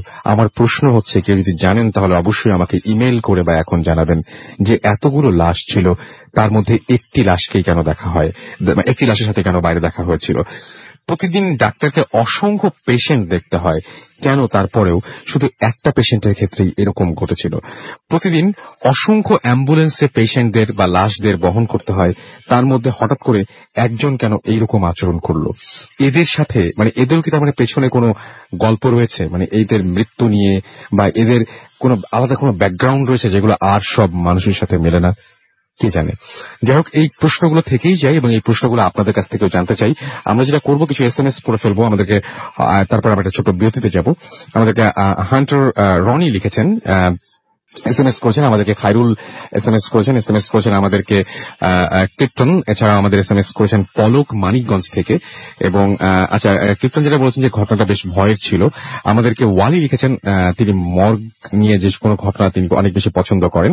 আমাদেরকে হৃদয় লিখেছেন থার্ড স্টোরিটা নাইস। আমাদেরকে জুনায়েদ হোসেন লিখেছেন যে নারায়ণগঞ্জ থেকে, এবং তিনি বলেছেন যে অনেক ভালো হচ্ছে। আমাদেরকে সামারা লিখেছেন এবং আমাদেরকে ইভান SMS করেছেন, থার্ড স্টোরিটা তার কাছে অনেক ভালো লেগেছে, ভয়ের লেগেছে আমাদের কাছে। এছাড়াও দেখতে পাচ্ছি আমাদেরকে সংখ্যা লিখেছেন, আপন আমাদের SMS করেছেন আমাদেরকে আকাশ সিলেট থেকে, লাইট অফ করে তিনি শুনছেন আমাদেরকে। হ্যাঁ, আমার যেটা মনে হয় যে আজকে সবাই লাইট অফ করে দিয়ে পর্দার দিকে তাকিয়ে তাকিয়ে ভূত এফএম শোনেন, ভালো লাগবে, অনেক ভালো লাগবে। রানা আমাদের এসএমএস করেছেন চট্টগ্রাম থেকে। এছাড়া আমাদেরকে এছাড়া সামিউল এসএমএস করেছেন আমাদেরকে সৈকত, এসএমএস করেছেন আমাদেরকে জসিম, এসএমএস করেছেন আমাদেরকে এছাড়াও দেখতে পাচ্ছি মুনা, এছাড়াও মানিক আমাদের এসএমএস করেছেন আমাদেরকে ডালিম, এসএমএস করেছেন আমাদেরকে সিদ্দিকুর রহমান, আমাদেরকে মুন এবং রাত্রি এসএমএস করেছেন, এবং আমাদেরকে এছাড়াও দেখতে পাচ্ছি এসএমএস করেছেন শিমুল, চরম, লাবিব আমাদের এসএমএস করেছেন, ভূত এফএম এ জয়েন করেছেন তিনি। এবং এখন বুঝতে পারছি ভূত এফএম পুরো জমজমাট হয়ে উঠেছে। এরপরে যে ঘটনাগুলো আছে সেই ঘটনাগুলো অনেক ভয়ের, অনেক জমজমাট। আমি একটু ফেসবুকে দেখি আপনারা কি লিখেছেন। ফেসবুকে অনেকে এসএমএস করছেন, আর যে সেলিম লিখেছেন আই লাভ ভূত এফএম। আমাদেরকে এছাড়াও দেখতে পাচ্ছি অবুজ বালক লিখেছেন নাইস স্টোরি। আমাদেরকে আর যে ইমরান হোসেন তন্ময় লিখেছেন যে রাসেল ভাই সব ঘটনা খুব সুন্দর। আমাদেরকে দেখতে পাচ্ছি লাভলেস ওমর লিখেছেন যে সেকেন্ড স্টোরিটা ভালো ছিল। আমাদেরকে এছাড়াও দেখতে পাচ্ছি আরো অনেকেই এখানে কমেন্ট করেছেন।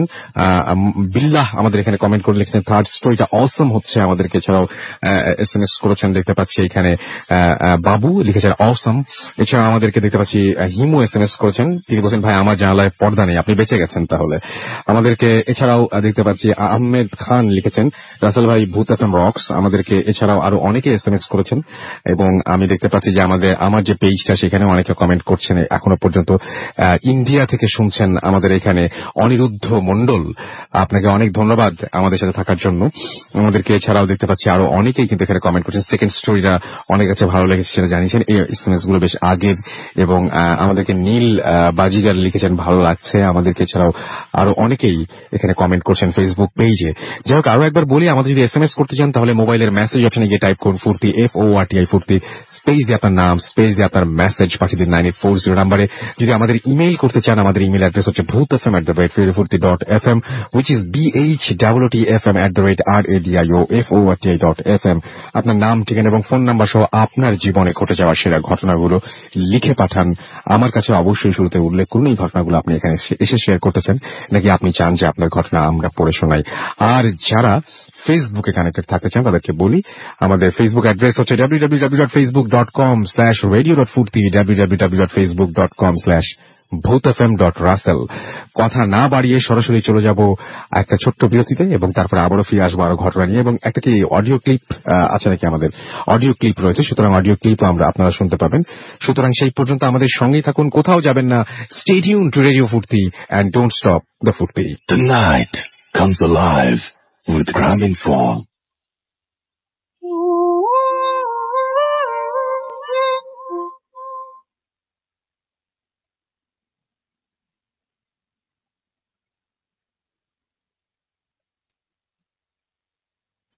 আরো একবার সবাইকে স্বাগত জানাচ্ছি, আমি রাসেল। শুনছেন সবসময় রেডিও ফুর্তি 88.0 FM, বাংলাদেশের সবচেয়ে বড় নেটওয়ার্ক, সর্ববৃহৎ রেডিও নেটওয়ার্ক এবং সেই সাথে পৃথিবীর অন্যতম বৃহত্তম নেটওয়ার্ক। কারণ বাঙালি যেখানে যেখানে রয়েছেন সেখানে ফুর্তি অ্যাপ ডাউনলোড করে শুনছেন ভূত এফএম।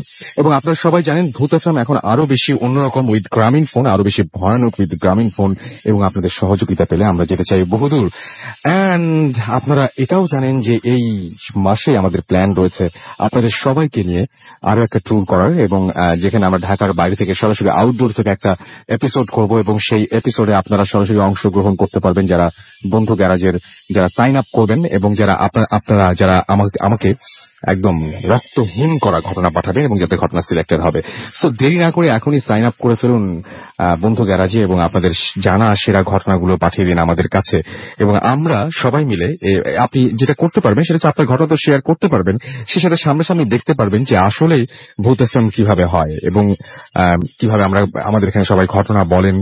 আসলেই মানে এখানে আপনাদের মানে বিশ্বাস করার কতগুলো কারণ রয়েছে সেটা আপনারা সামনে থেকে দেখতে পারবেন। সুতরাং আমি আপনাদের সবাইকে স্বাগত জানাচ্ছি লাইভ আমাদের এই প্রোগ্রাম দেখার জন্য, এবং আপনারা জেনে যাবেন খুব অল্প দিনের মধ্যেই যে আমরা কোথায় যাচ্ছি, কিভাবে শো করছি। যাই হোক, কখন আপনি একটা জিনিসকে অবিশ্বাস করবেন? যখন এই জিনিসটা আপনার কাছে খুবই অন্যরকম লাগবে, যখন আপনার মনে হবে যে না এরকম ঘটনা তো ঘটে না, এর সাথে কেন ঘটবে। যেমন আপনি মানে ভাবতেই পারেন এরকম যে হ্যাঁ যে ঘটনাটা খুবই অস্বাভাবিক যে সূর্য সবসময় পূর্ব দিকে ওঠে। কেউ যদি এসে বলেন যে আমি দেখেছি সূর্য পশ্চিম দিকে ওঠে, তাহলে ভাববেন যে ওর মাথা খারাপ বা কিছু একটা। বাট যখন একটা ঘটনা অনবরত, সায়েন্সও তাই বলে, যখন একটা ঘটনা অনবরত মানুষের সাথে ঘটছে এবং ঘটেই যাচ্ছে, তখন সেই ঘটনাটা বিশ্বাস না করার কিন্তু কারণ নাই, এবং আমরা বিশ্বাস করেই ফেলি, কারণ তখন বিশ্বাস না করে আমাদের আর কোনো উপায় থাকে না। ঠিক সেরকমই একটা উদাহরণ আপনাদেরকে দিচ্ছি এই ঘটনাটা শুনলে, তারপরে আমরা সেই বিষয়ে আরো কথা বলবো। এবং এই ঘটনাটা পাঠিয়েছেন আমাদেরই একজনের লিসেনার, যিনি এখানে উপস্থিত হতে পারেননি কারণ তিনি থাকেন খুলনায়। যেভাবে লিখেছেন আমি ঠিক সেভাবে পেয়েছি। আসসালামু আলাইকুম। আমি জানি আপনি ভালো আছেন এবং সবসময় ভালোর দলে। আমি উত্তম কুমার খুলনা থেকে লিখছি। আমি একটা এনজিওতে কাজ করি। সময়ের স্বল্পতার কারণে আমি স্টুডিওতে আসতে পারলাম না, এ কারণে একটা ঘটনা লিখছি, ভালো লাগলে পড়ে শোনাবেন। ঘটনাটি মূলত 2012 সালের প্রথম দিকের। আমি তখন খুলনা বিএল কলেজের MA মাস্টার্সে অধ্যয়নরত। আমি খুলনা দৌলতপুরে মেসে থেকে টিউশনি করে পড়াশোনা করতাম। বিকেল 3টা থেকে আমার টিউশনি শুরু হতো এবং চলতো রাত 9টা পর্যন্ত। প্রতিদিনের ন্যায় আমি ঘটনার দিন টিউশনি শুরু করি। তো সন্ধ্যা 6টার সময় আমার যে টিউশনিটা ছিল সেটা তাদের বাসাটা ছিল খালিশপুরে, এবং খালিশপুরে একটা জায়গায়, সেই জায়গাটার নাম বলে সবাই চিনবেন, আমি বলতে চাচ্ছি না। এবং তিনি বলেন কোনো কারণবশত আমি ওই দিন সন্ধ্যা 7টার সময় যাই। আমার স্টুডেন্টরা থাকতো ভাড়া বাসায় 5তলা ফ্ল্যাটের 4তলায়। ওই বাড়ির মালিক যিনি ছিলেন তিনি একজন ক্যান্সারের পেশেন্ট এবং মালিক থাকতো 2য় তলায়। তো প্রতিদিন যখন পড়াতে যেতাম তখন দেখতাম উনি একটা লাঠি ভর করে সিঁড়িতে দাঁড়িয়ে আছেন। প্রতিদিন একই সময়ে দেখা হতো বলে ওনার সাথে আমার পরিচিতিটা একটু বেশি হয়। প্রায় আমাকে জিজ্ঞাসা করতেন আমি কেমন আছি এবং আমার লেখাপড়া সম্বন্ধে ইত্যাদি ইত্যাদি।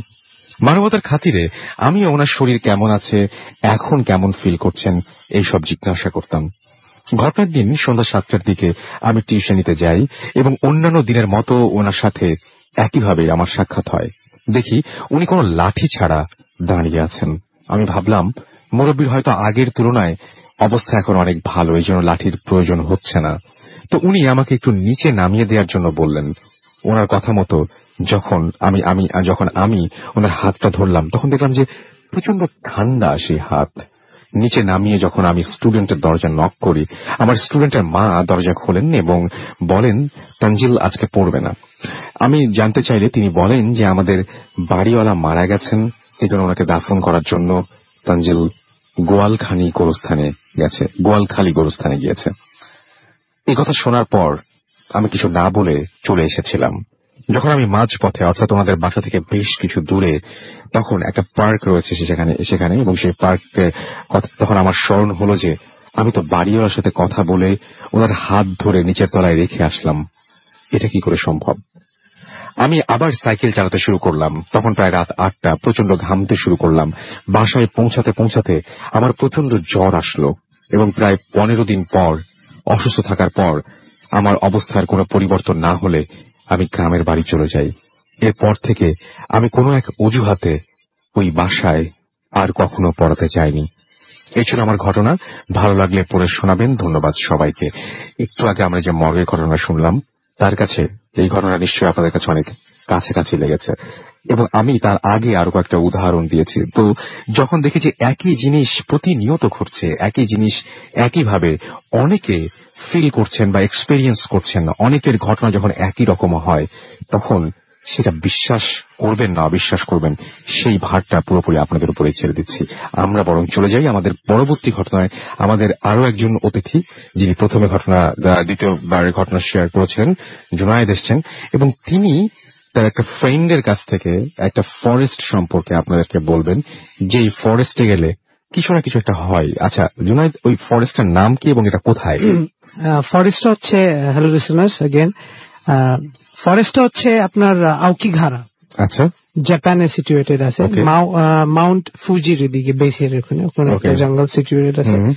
আপনারা গুগল করে দেখতে পারবেন। ওখানে পার ইয়ার অনেক হাজার হাজার মানুষ মরে যায় 2008 থেকে, আর ওটার সুসাইড রেট ইনক্রিজ করছে ওখানে।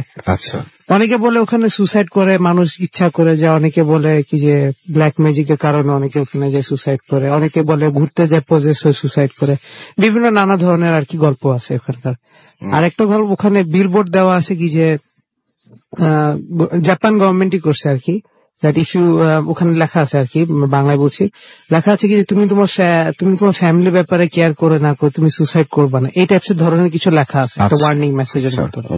সো সরাসরি ঘটনায় চলে যায়। ঘটনাটা হচ্ছে আমার একটা ফ্রেন্ড আদনান, ওর ফ্রেন্ড একটা জাপানিজ ফ্রেন্ড ছিল। সো ওই আমাকে কিছুদিন আগে ও আমাকে স্কাইপে ফোন দিছিল, আমাকে বলছিল। সো ঘটনাটা হচ্ছে এরকম, একদিন সব ফ্রেন্ড মিলে, 4 ফ্রেন্ড মিলে গাড়িতে করে ওরা পিকনিক করতে যে সুসাইড ফরেস্ট ওরা দেখার জন্য অনেক আগ্রহ, অনেক নিউজ পেপার আসলো হ্যান তেন। ওরা প্ল্যান করলো কি যে ঠিক আছে ভাই চল আমরা যাই ঘুরে আসি ওই ফরেস্টে। তো 4 জন ঘোরার জন্য গেছে। আর ওখানে কোনো নেটওয়ার্ক কাজ করে না, কিছু কাজ করে না আর কি, রেডিও সিগন্যাল খুব পৌঁছায় না ওখানে আর কি। সো ওরা কি করছে, টেপ প্রত্যেকটা গাছের মধ্যে টেপ বাঁধে মানে ভিতরে গেছে, যাতে ওরা ফেরার পথটা আর কি বের করতে পারে, ইউনো। আচ্ছা। সো ওরা এরকম করতে করতে অনেক ভিতরে গেছে, প্রায় 1-2 ঘন্টার মতন ফরেস্টের ভিতরে গেছে, সুসাইড ফরেস্টের যেতে অকিঘারের। তো ঢোকার পর 4টা ফ্রেন্ডের মধ্যে একটা ফ্রেন্ড আর কি উইয়ার্ড বিহেভ করা শুরু করে।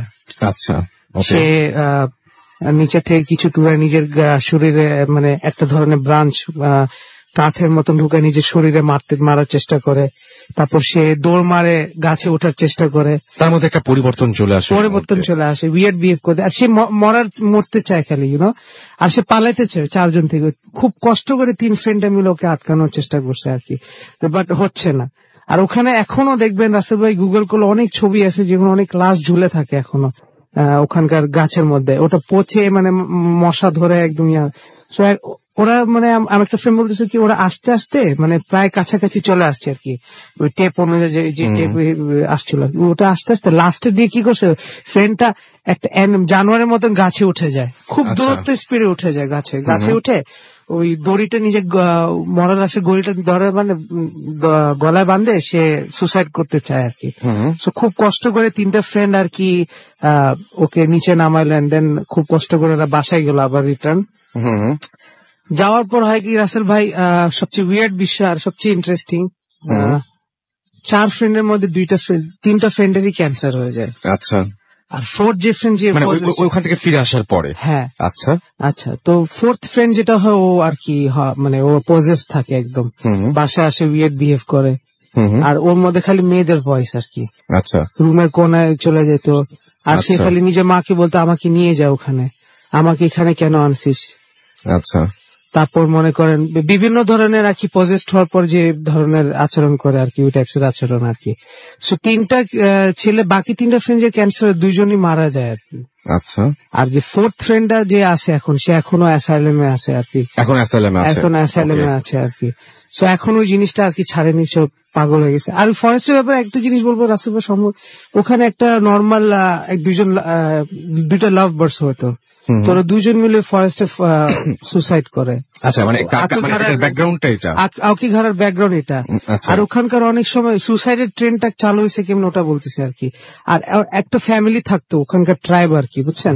সো ওরা বেসিকলি আর কি ওদের ফ্যামিলি মেম্বার খাওয়া, এত লোক খাওয়া কম, সো ওরা কি করতো নিজের আস্তে আস্তে করে একটা ফ্যামিলি মেম্বারকে সুসাইড করতে বলতো, যাতে ওদের খাওয়াটা টাইপের হয়ে গেছিল আর কি। হ্যাঁ, তো ওখান থেকে ঘটনাটা স্টার্ট হয়। এখনো প্রায় হাজার হাজার লোক অকিঘারাতে যায় সুসাইড করে। আপনারা গুগল করতে পারেন, ইউটিউবে ফেমাস ডকুমেন্টারিও আছে এটার ব্যাপারে। কিন্তু আপনার পরিচিত হচ্ছে আপনার ফ্রেন্ডের, আমার ফ্রেন্ডের পরিচিত। আমার খুব অদ্ভুত লেগেছে যে একটা জায়গা, যে জায়গাটা এরকম কারণে বিখ্যাত এবং সমস্ত পৃথিবীব্যাপী যার নাম অনেক মানুষই জানে, সেই জায়গাটাতে কিছু মানুষ গেল আগ্রহ নিয়ে এবং ফিরে আসলো ক্যান্সার নিয়ে, একজন পাগলই হয়ে গেল এবং এখন সে গাছে ওঠার চেষ্টা করে। এখনো সে কি করে ওয়াল ক্লাইম্ব করে আর কি, ওয়াল ক্লাইম্ব করে। মানে এটা কি সম্ভব, মানে উঠতে পারে ওয়ালে?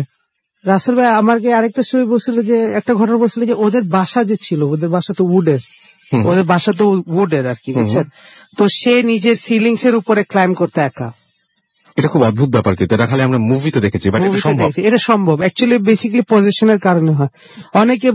অনেকে ওদের ওখানে তো এক্সোসিজম তেমন একটা নট ফেমাস থিং, বাট অনেকে ওদের একটা আলাদা স্পেশালিস্ট থাকে, ডক্টর টাইপস। ওরা তো বলছে কি যে অনেকে বলে এটার ভিতরে সোল ঢুকছে, অনেকে এটা করে।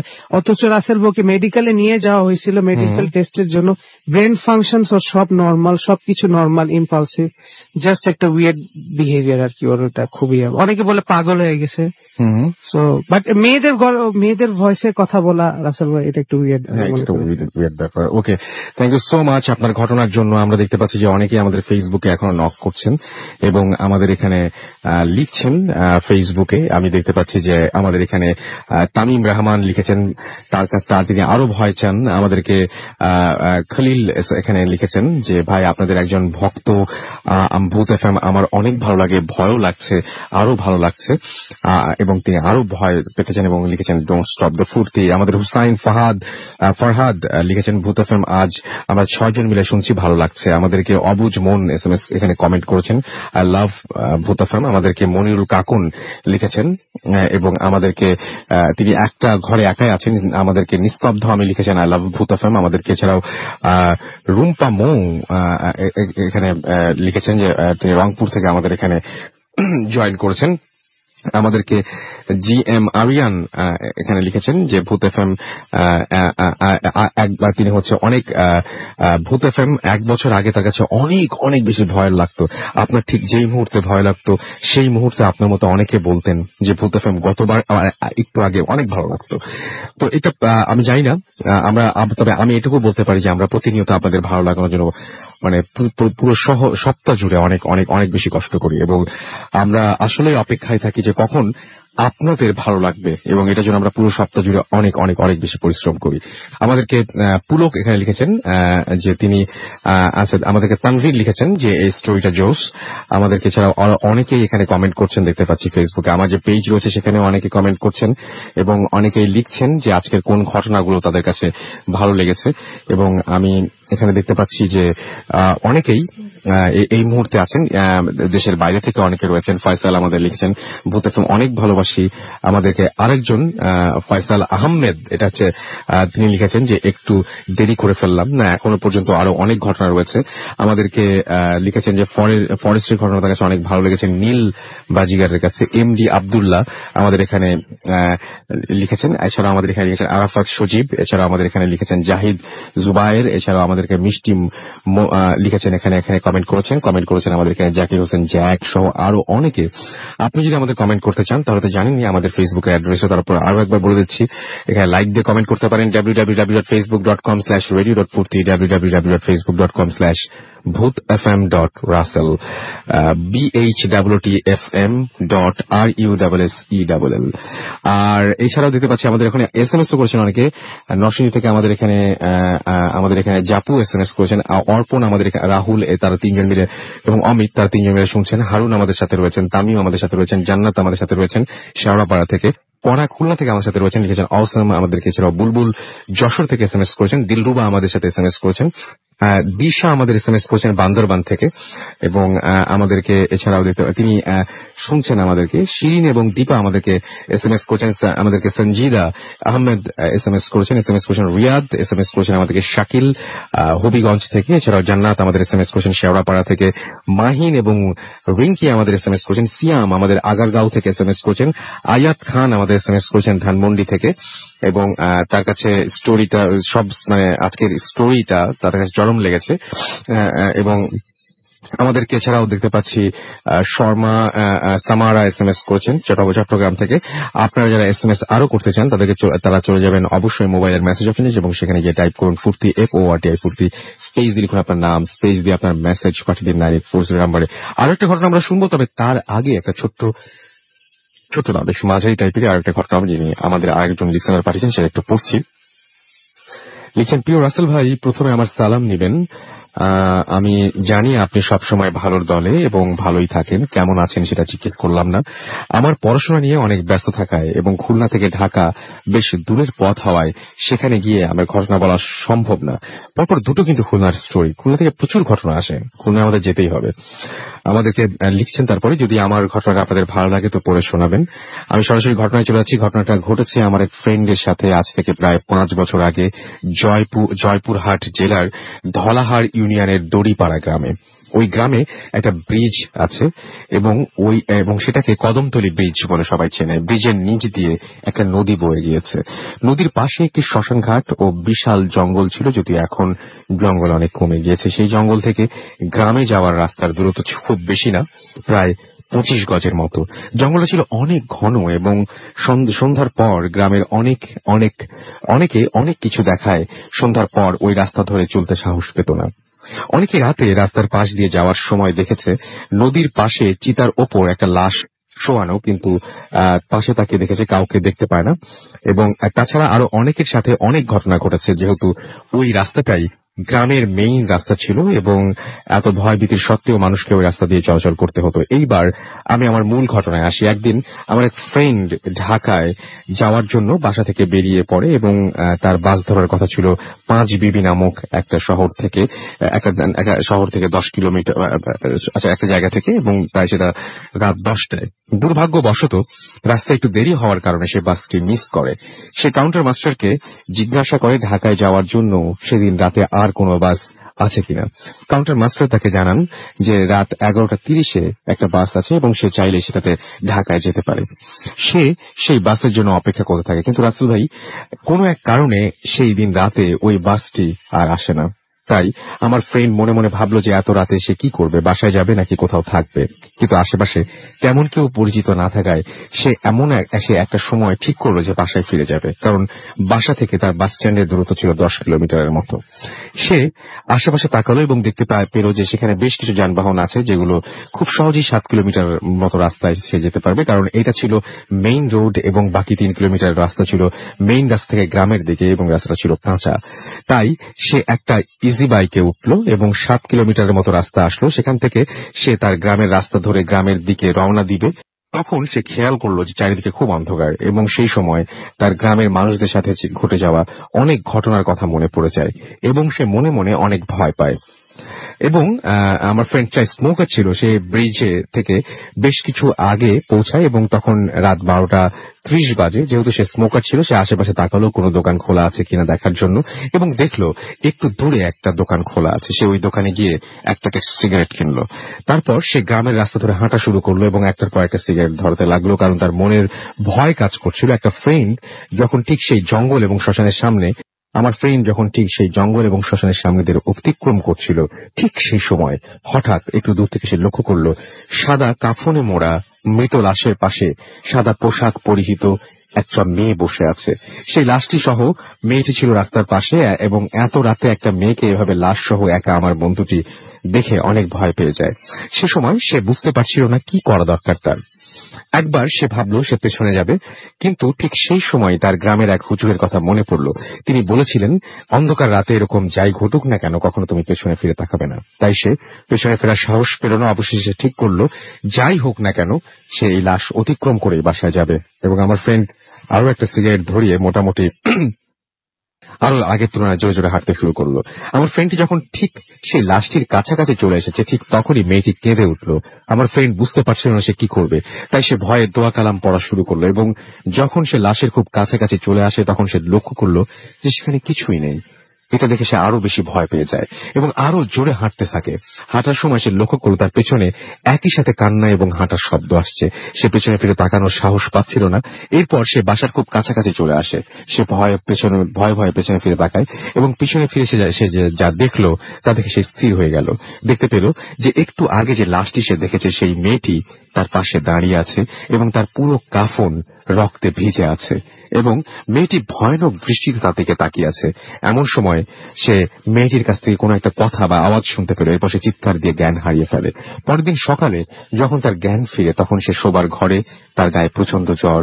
এরপরের ঘটনা তার মায়ের কাছ থেকে শোনে এবং চিৎকার শুনে তারা সবাই বাইরে গিয়েছিল এবং এরপরে হুজুর আসেন এবং হুজুর সব শুনে বলেন যে ওইগুলো খারাপ জিন ছিল যে তোমার ক্ষতি করতে চেয়েছিল কিন্তু পারেনি। আমি যখন তার সীমানা পার করেছি, যখন তুমি তার সীমানা পার করেছিলে তখন সে তোমাকে কিছু কথা বলেছিল। পরে হুজুর তাকে সুস্থ করে তোলেন এবং এই ছিল ঘটনা। এবং তিনি লিখেছেন সেঞ্জু হোসেন, অমর 21 হল, খুলনা প্রকৌশল ও প্রযুক্তি বিশ্ববিদ্যালয়, কুয়েট। এই ঘটনার জন্য আপনাকে অনেক ধন্যবাদ জানাচ্ছি। এবং আমি এটাই বললাম যে আমরা হয়তো এই জন্যই এক একজন এক এক ভাবে দেখি, কারণ আমরা যে পরিবেশে থাকি অনেকে কিন্তু বলেন যে হ্যাঁ মৃত মানুষ কিভাবে আসবে, এগুলো জিন। তো এটা হয় অনেক সময় যে তারা বিভিন্ন রূপ ধরে আসতে পারে, এবং যেটা আপনার কাছে, যে দৃশ্যটা আপনার কাছে অনেক বেশি ফ্যামিলিয়ার, যেটা আপনি রেগুলার দেখেন, সেরকম কোনো ঘটনায় আপনার সাথে ঘটে এবং সেরকম ভাবেই আপনি সেই ঘটনাটা এক্সপেরিয়েন্স করেন। এনিওয়েজ, আমরা চলে যাব আরো একটা ঘটনায়, এবং তার আগে যেটা করতে হবে, একটা ছোট্ট বিরতিতে যাব এবং বিরতির পরে আবারও ফিরে আসবো। সেই পর্যন্ত আশা করছি আপনারা আমাদের সাথেই থাকবেন। এবং একটা কথা জানিয়ে রাখি মাঝখানে, যে আমাদের সাথে অবশ্যই আমাদেরকে SMS দিয়ে জানাবেন যে কেমন লাগছে ঘটনাগুলো। অবশ্যই আমাদেরকে ফেসবুকে কমেন্ট করে জানাবেন কেমন লাগছে ঘটনাগুলো। যারা SMS করতে চান, মোবাইলের মেসেজ অপশনে টাইপ করুন ফুর্তি, FORTI ফুর্তি, স্পেস দিয়ে লিখুন আপনার নাম, স্পেস দিয়ে আপনার মেসেজ পাঠিয়ে দিন 9840 নাম্বারে। যারা আমাদের ইমেল করতে চান, আমাদের ইমেল অ্যাড্রেস হচ্ছে bhutfm@radiofurti.fm, which is BHWTFM@RADIOFORTI.FM। আপনার নাম, ঠিকানা এবং ফোন নাম্বার সহ আপনার জীবনে ঘটে যাওয়া সেরা ঘটনাটি বা আপনার জানা সেরা ঘটনাটি পাঠিয়ে দিন আমাদের কাছে, বা আপনার চারপাশে কোনো ঘটনা থাকলে সেটাও রেকর্ড করে পাঠিয়ে দিন আমাদের কাছে। দেশের বাইরে যারা রয়েছেন তাদেরকে রিকোয়েস্ট করবো যে ঘটনা আপনারা সরাসরি কিন্তু রেকর্ড করেই অডিও ক্লিপটি পাঠিয়ে দিতে পারেন আমাদের কাছে। আর আমাদের যদি ফেসবুক আপনারা কানেক্টেড থাকতে চান, তাহলে চলে যান www.facebook.com/radio.furti, www.facebook.com/bhutfm.russell। লাইক দিয়ে কমেন্ট করুন, জানিয়ে দিন কেমন লাগছে আজকের এই ভূত এফএম। চলে যাচ্ছি একটা ছোট্ট বিরতিতে, ফিরে আসবো একটু পরে। স্টে টিউনড রেডিও ফুর্তি, একদম FM. The night comes alive with rabbits.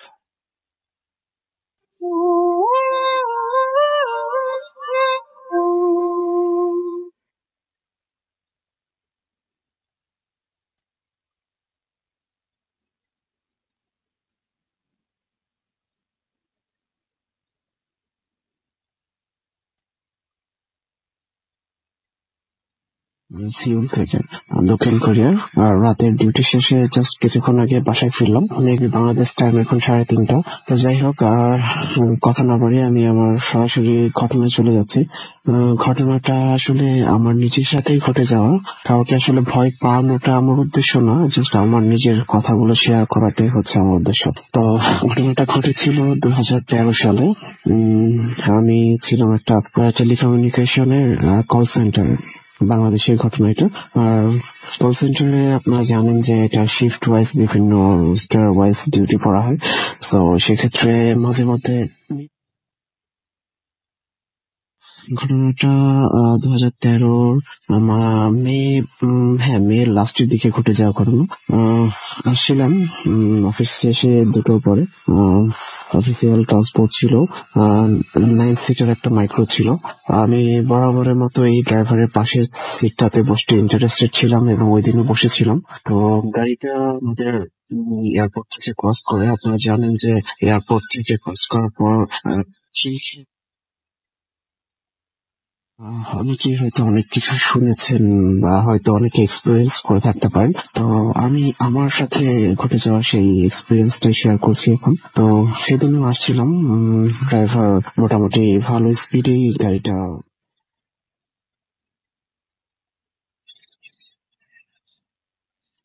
আমার কি হয়েছে তার আগে, তার নামটা কাওলা, মেবি, হ্যাঁ কাওলা হবে। তো কাওলা রোডটা ওখানে জাস্ট ওখানে রোড,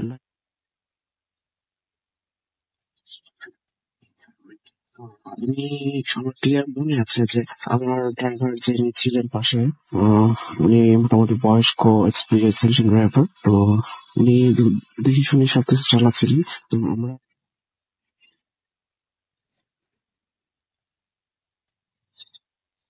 মানে সামনে কেউ একজন এসে বললো, আসলে আমরা এতক্ষণ যে সামনে তাকিয়েছিলাম বা মানে আমরা যে কেউ রাস্তা পার হচ্ছে যেটাকে নোটিস ছিল না, তখন কোনো সামনেই ছিল না। হঠাৎ করে সামনে চলে আসার কারণে ডাইরেক্ট মানে মাইক্রোর যে সামনে যে জায়গাটা থাকে, যে সামনের বাম্পার থেকে মানে ছিটকে এসে সে একদম আমাদের ফ্রন্ট গ্লাস, যেটা ফ্রন্ট গ্লাসের উপর আশ্রয় পড়ে। মানে আমরা কেউ প্রস্তুত ছিলাম না ঘটনাটার জন্য। ঘটনাটা একটা অ্যাক্সিডেন্ট হলেই ভালো।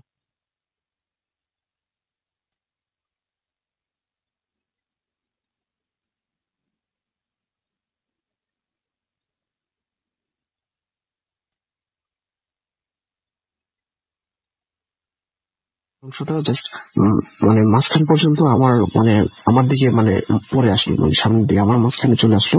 মানে ব্যাপারটা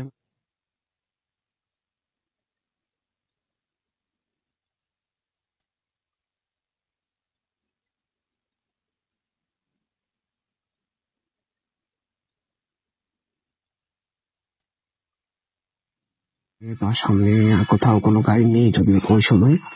লোকটাকে আমরা জিজ্ঞাসা করছিলাম যে আপনাদের কি কোথায় যাবেন বা কি করবেন বা রাতে কেন এখানে। ওনার মুখ থেকে জাস্ট কেমন একটা অস্পষ্ট আওয়াজ আসছিল। আমরা যাই হোক অনেক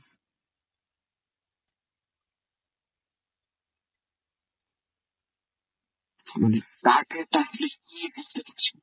তো যাই হোক অনেকক্ষণ পর আমরা বুঝতে পারলাম যে ওনার নাম ছিল কাদের। তো আমরা জিজ্ঞাসা করলাম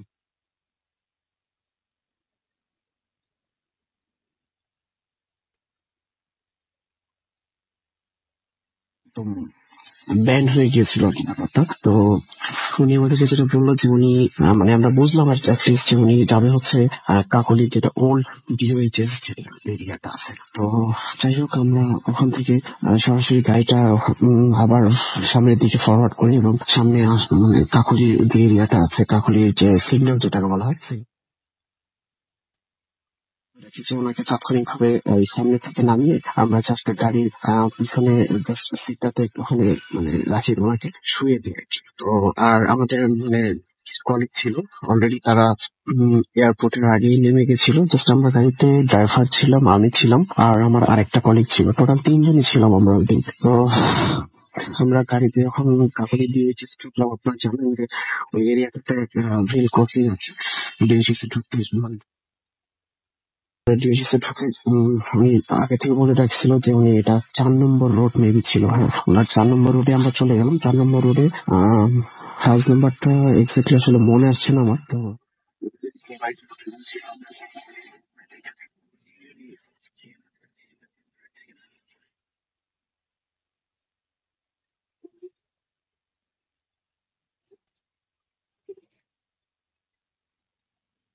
মানে বাড়ির দারোয়ান যিনি ছিলেন উনি গেট খুললো কিছুক্ষণ পরে। তো আমরা ওনাকে বললাম যে আপনাদের কি এখানে কাদের নামে কেউ থাকে বা কাদের কি আপনি চেনেন?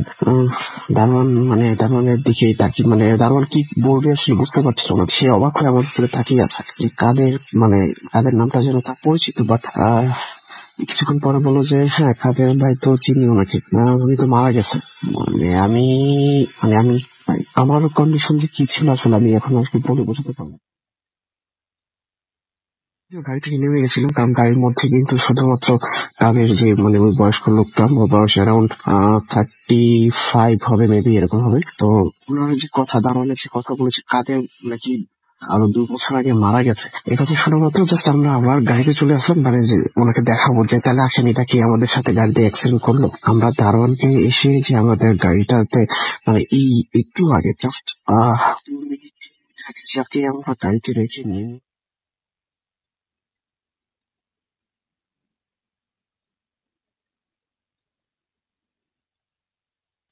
আমি এবং আমার যে কলিগ ছিল আমরা মানে বলবো মানে আমার এই কোনো কিছু মানে ভাষা খুঁজে পাচ্ছি না। সরাসরি এক্সপিরিয়েন্স মানে আমি করেছি বিষয়টা, আমার ড্রাইভার করেছে, পাশাপাশি আমার কলিগও করেছিল। তো উনি যে বললো মানে আমাদের যদিও আমাদের কিন্তু গাড়ির গ্লাসটা তখনও ভাঙা, গাড়ির সামনের গ্লাসটা। আমরা দারোয়ানকে দেখালাম যে আসলে দেখেন যে আপনার উনি কাদের নাম দিয়ে উনি আমাদের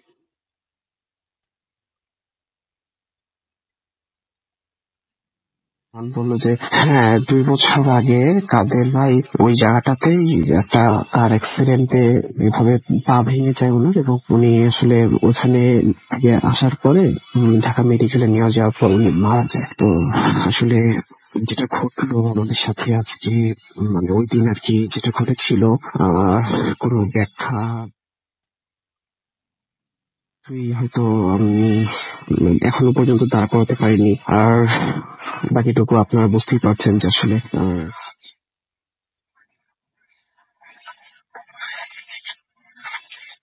ঘটনাটা। আর সবাই ভালো থাকবেন। আর একটা জিনিস যেটা যে আমি অনেক সময় অনেক কমেন্টস এ পড়েছি যে ফেসবুকে যে কমেন্টস করেন অনেকেই কমেন্টস করেছেন যে বানোয়াট মানে বানিয়ে বলা হচ্ছে মিথ্যে ভুয়া বা এই টাইপের কথাবার্তা। তো আসলে কিন্তু ব্যাপারগুলো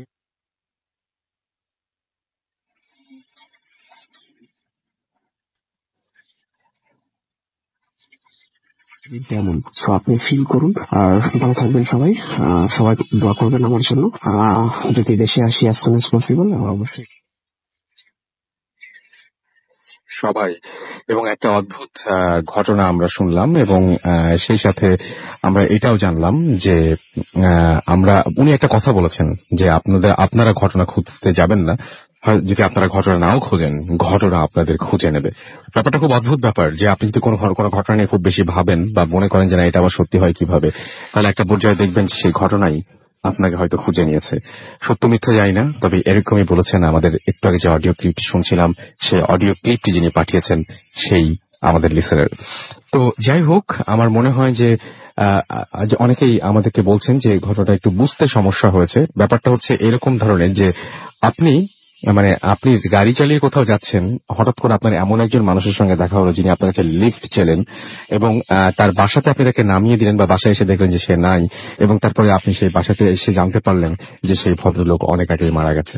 ঘটনাগুলো খুব অদ্ভুত টাইপের এবং অ্যাক্সিডেন্টে মারা গেছে সেই ভদ্রলোক, এবং সে কিন্তু রাস্তা থেকে আপনার সাথে গাড়িতে উঠেছিল। অ্যাক্সিডেন্ট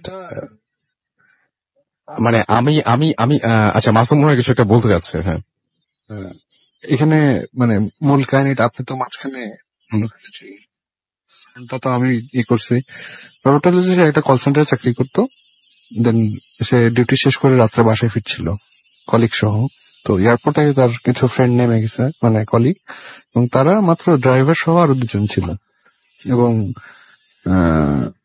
কাওলা নামে যে জায়গাটা, মানে এসার আগে, এটা অনেক মানে এই দিক দিয়ে অনেক বেশি অনেক ঘটনা শোনা যায় এখানে। ওই জায়গাটাতে তাদের গাড়িটা অ্যাক্সিডেন্ট করে এবং যিনি অ্যাক্সিডেন্ট করে তার অর্ধেক বডি ভেঙে, গ্লাস ভেঙে তার কাছে চলে আসে।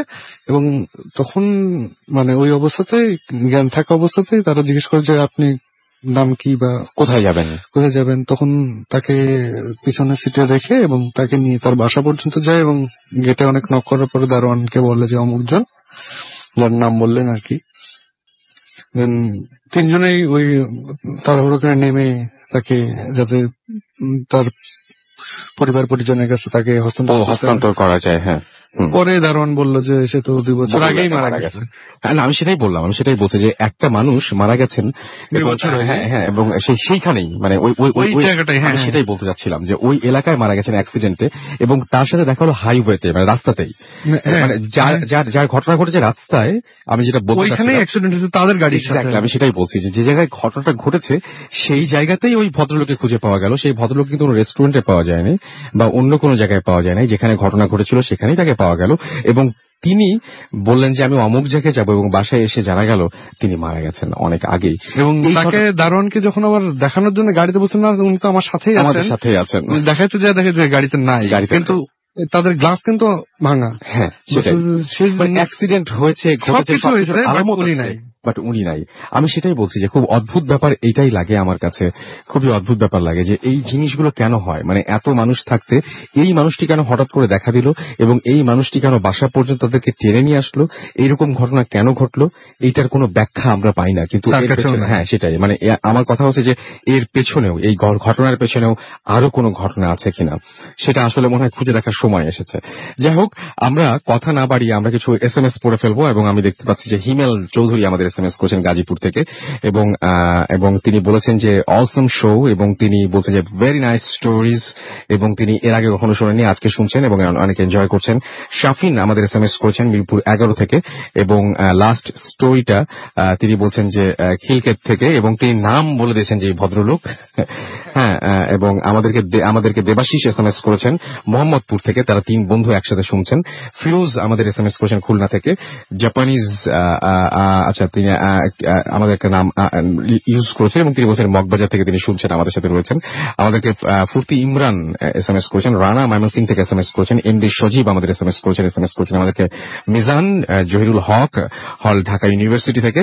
আমাদেরকে এছাড়াও ইমন চট্টগ্রাম থেকে SMS করেছেন। আমাদেরকে এছাড়াও SMS করেছেন দেখতে পাচ্ছি মোস্তাক বেইলি রোড থেকে, এবং আমাদেরকে SMS করেছেন রিজিত। একটু আগে একটা SMS পড়ছিলেন, SMSটা চলে গেছে যদিও, বাট খুব অদ্ভুত টাইপের ছিল যে উনি বলছেন যে আমি যখন ভূতাশ্রম শুনি তখন মনে হয় যে এই ঘটনাগুলো বিশ্বাস করব, আবার মাঝে মাঝে মনে হয় যে বিশ্বাস করব না, আবার মানে নিজের কাছে নিজের কনফিউশন যে এটা বিশ্বাস করব নাকি করব না, এই কনফিউশন গুলো কিন্তু আমাদের প্রত্যেকের মধ্যে আছে। এবং উত্তর একটাই, যেটা লাস্ট অডিও ক্লিপে লাস্টে দিলেন, যে এরকম ক্ষেত্রে দেখবেন যে আপনার ঘটনা খুঁজতে হবে না, ঘটনা আপনাকে খুঁজে নিয়েছে।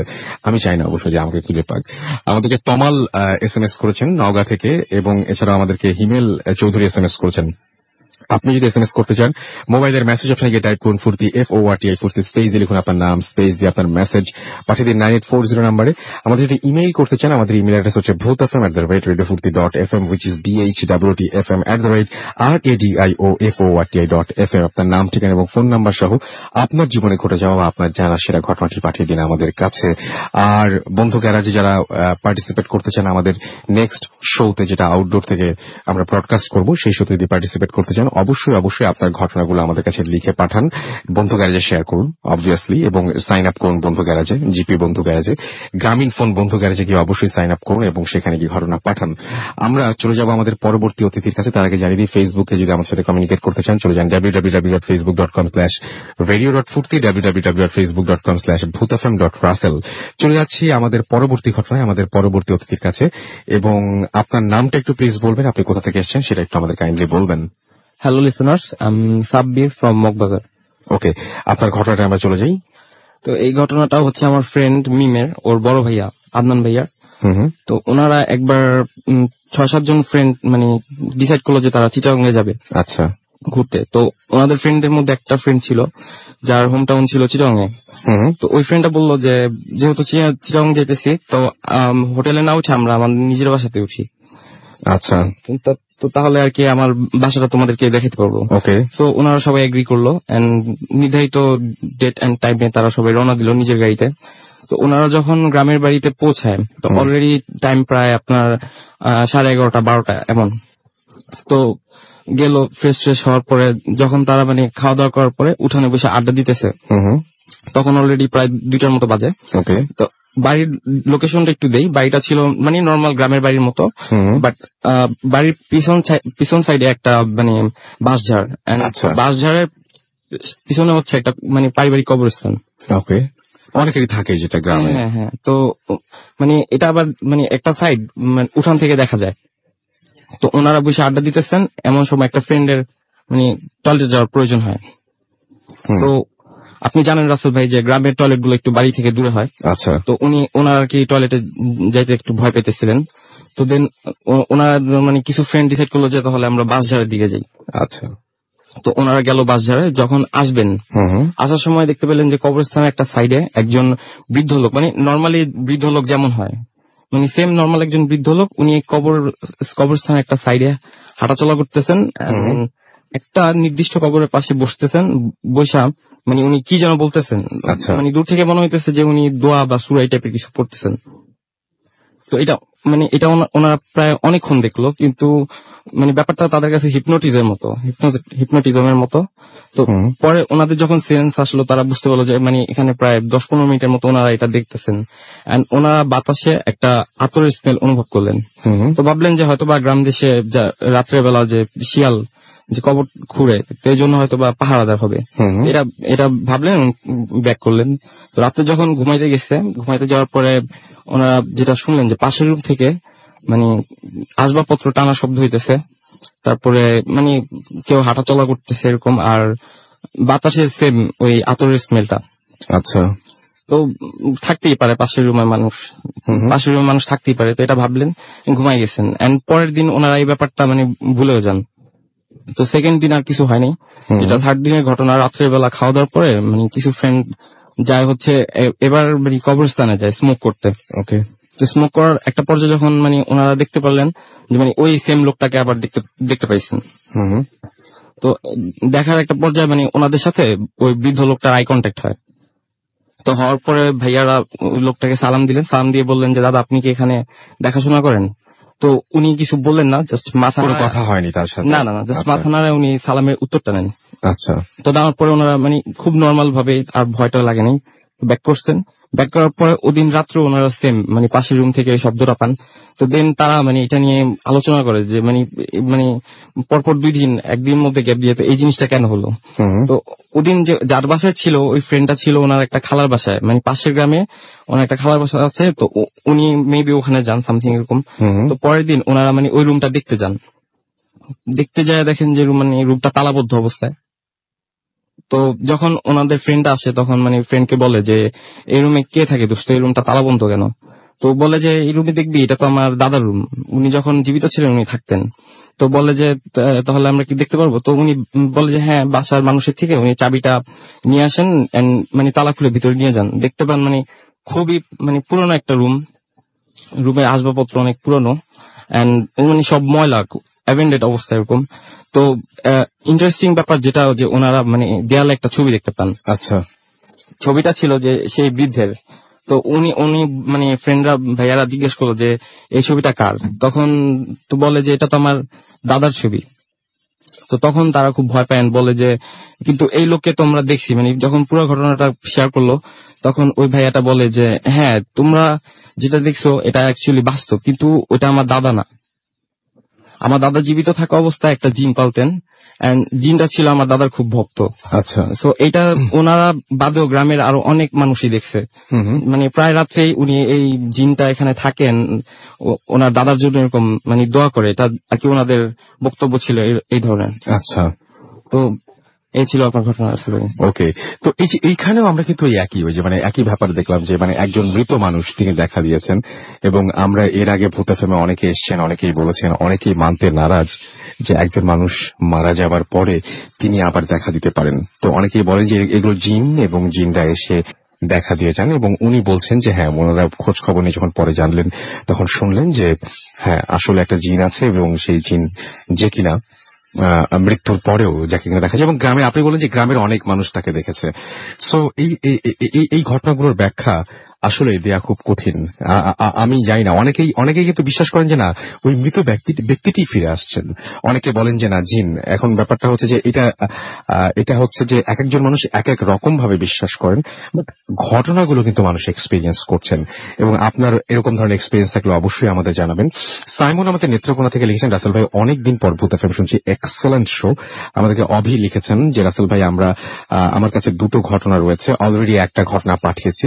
শাকিল আমাদের লিখেছেন হবিগঞ্জ থেকে, নাইস স্টোরি, আই লাইক ভূত এফএম। আনিকা আমাদের SMS করেছেন, এবং নারায়ণগঞ্জ থেকে তিনি SMS করেছেন। তিনি বলছেন আমার মেসেজ পড়া হয় না কেন।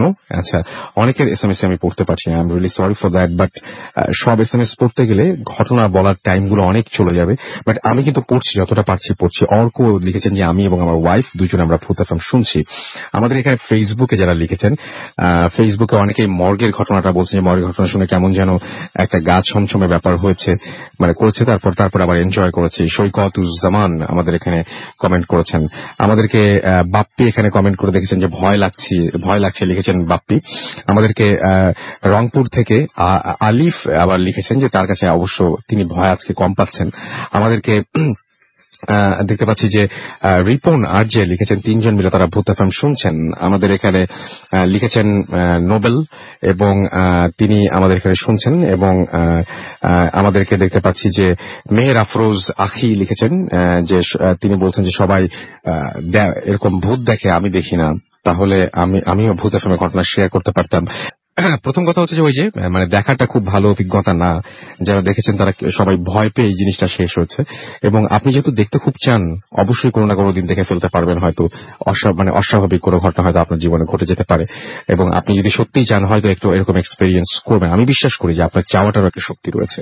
এবং আরেকটা জিনিস সেটা হচ্ছে আপনি বলছেন যে তারা আমিও ঘটনা শেয়ার করতে পারতাম। সেক্ষেত্রে আমি বলতে পারি, আপনার নিজের ঘটনা না থাকলেও আপনার চারপাশে অসংখ্য মানুষের অসংখ্য ঘটনা রয়েছে।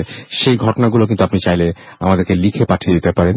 সেই ঘটনাগুলো আপনি চাইলে আমাদের স্টুডিওতে এসে শেয়ার করতে পারেন। সেই ঘটনা আপনি চাইলে সেই সমস্ত মানুষের কাছে রেকর্ড করে আমাদের কাছে অডিও ক্লিপ পাঠিয়ে দিতে পারেন। আমাদের অ্যাড্রেস bhootfm@radiofurti.fm। কথা না বাড়িয়ে আমরা একটা ছোট্ট বিরতিতে যাব, এবং বিরতির পরে আবারও ফিরে আসবো। সেই পর্যন্ত আশা করছি আপনারা সবাই আমাদের সাথে থাকবেন, কোথাও যাবেন না। স্টে টিউনড রেডিও ফুর্তি এন্ড ডোন্ট স্টপ দ্য ফুর্তি। তার আগে বলি, SMS করতে হলে মোবাইলের মেসেজ এখানে টাইপ করবেন ফুর্তি, FORTI ফুর্তি, স্পেস দিয়ে আপনার নাম, স্পেস দিয়ে আপনার মেসেজ পাঠিয়ে দিবেন 9842 787-642-9440 নাম্বারে আমাদের সাথে ফেসবুকে কানেক্টেড থাকতে চাইলে আপনি চলে যান www.facebook.com/very.furti, www.facebook.com/bhootfm.russell. Stay tuned, Radio Furti, and don't stop the Furti. Bhoot FM. The night comes alive.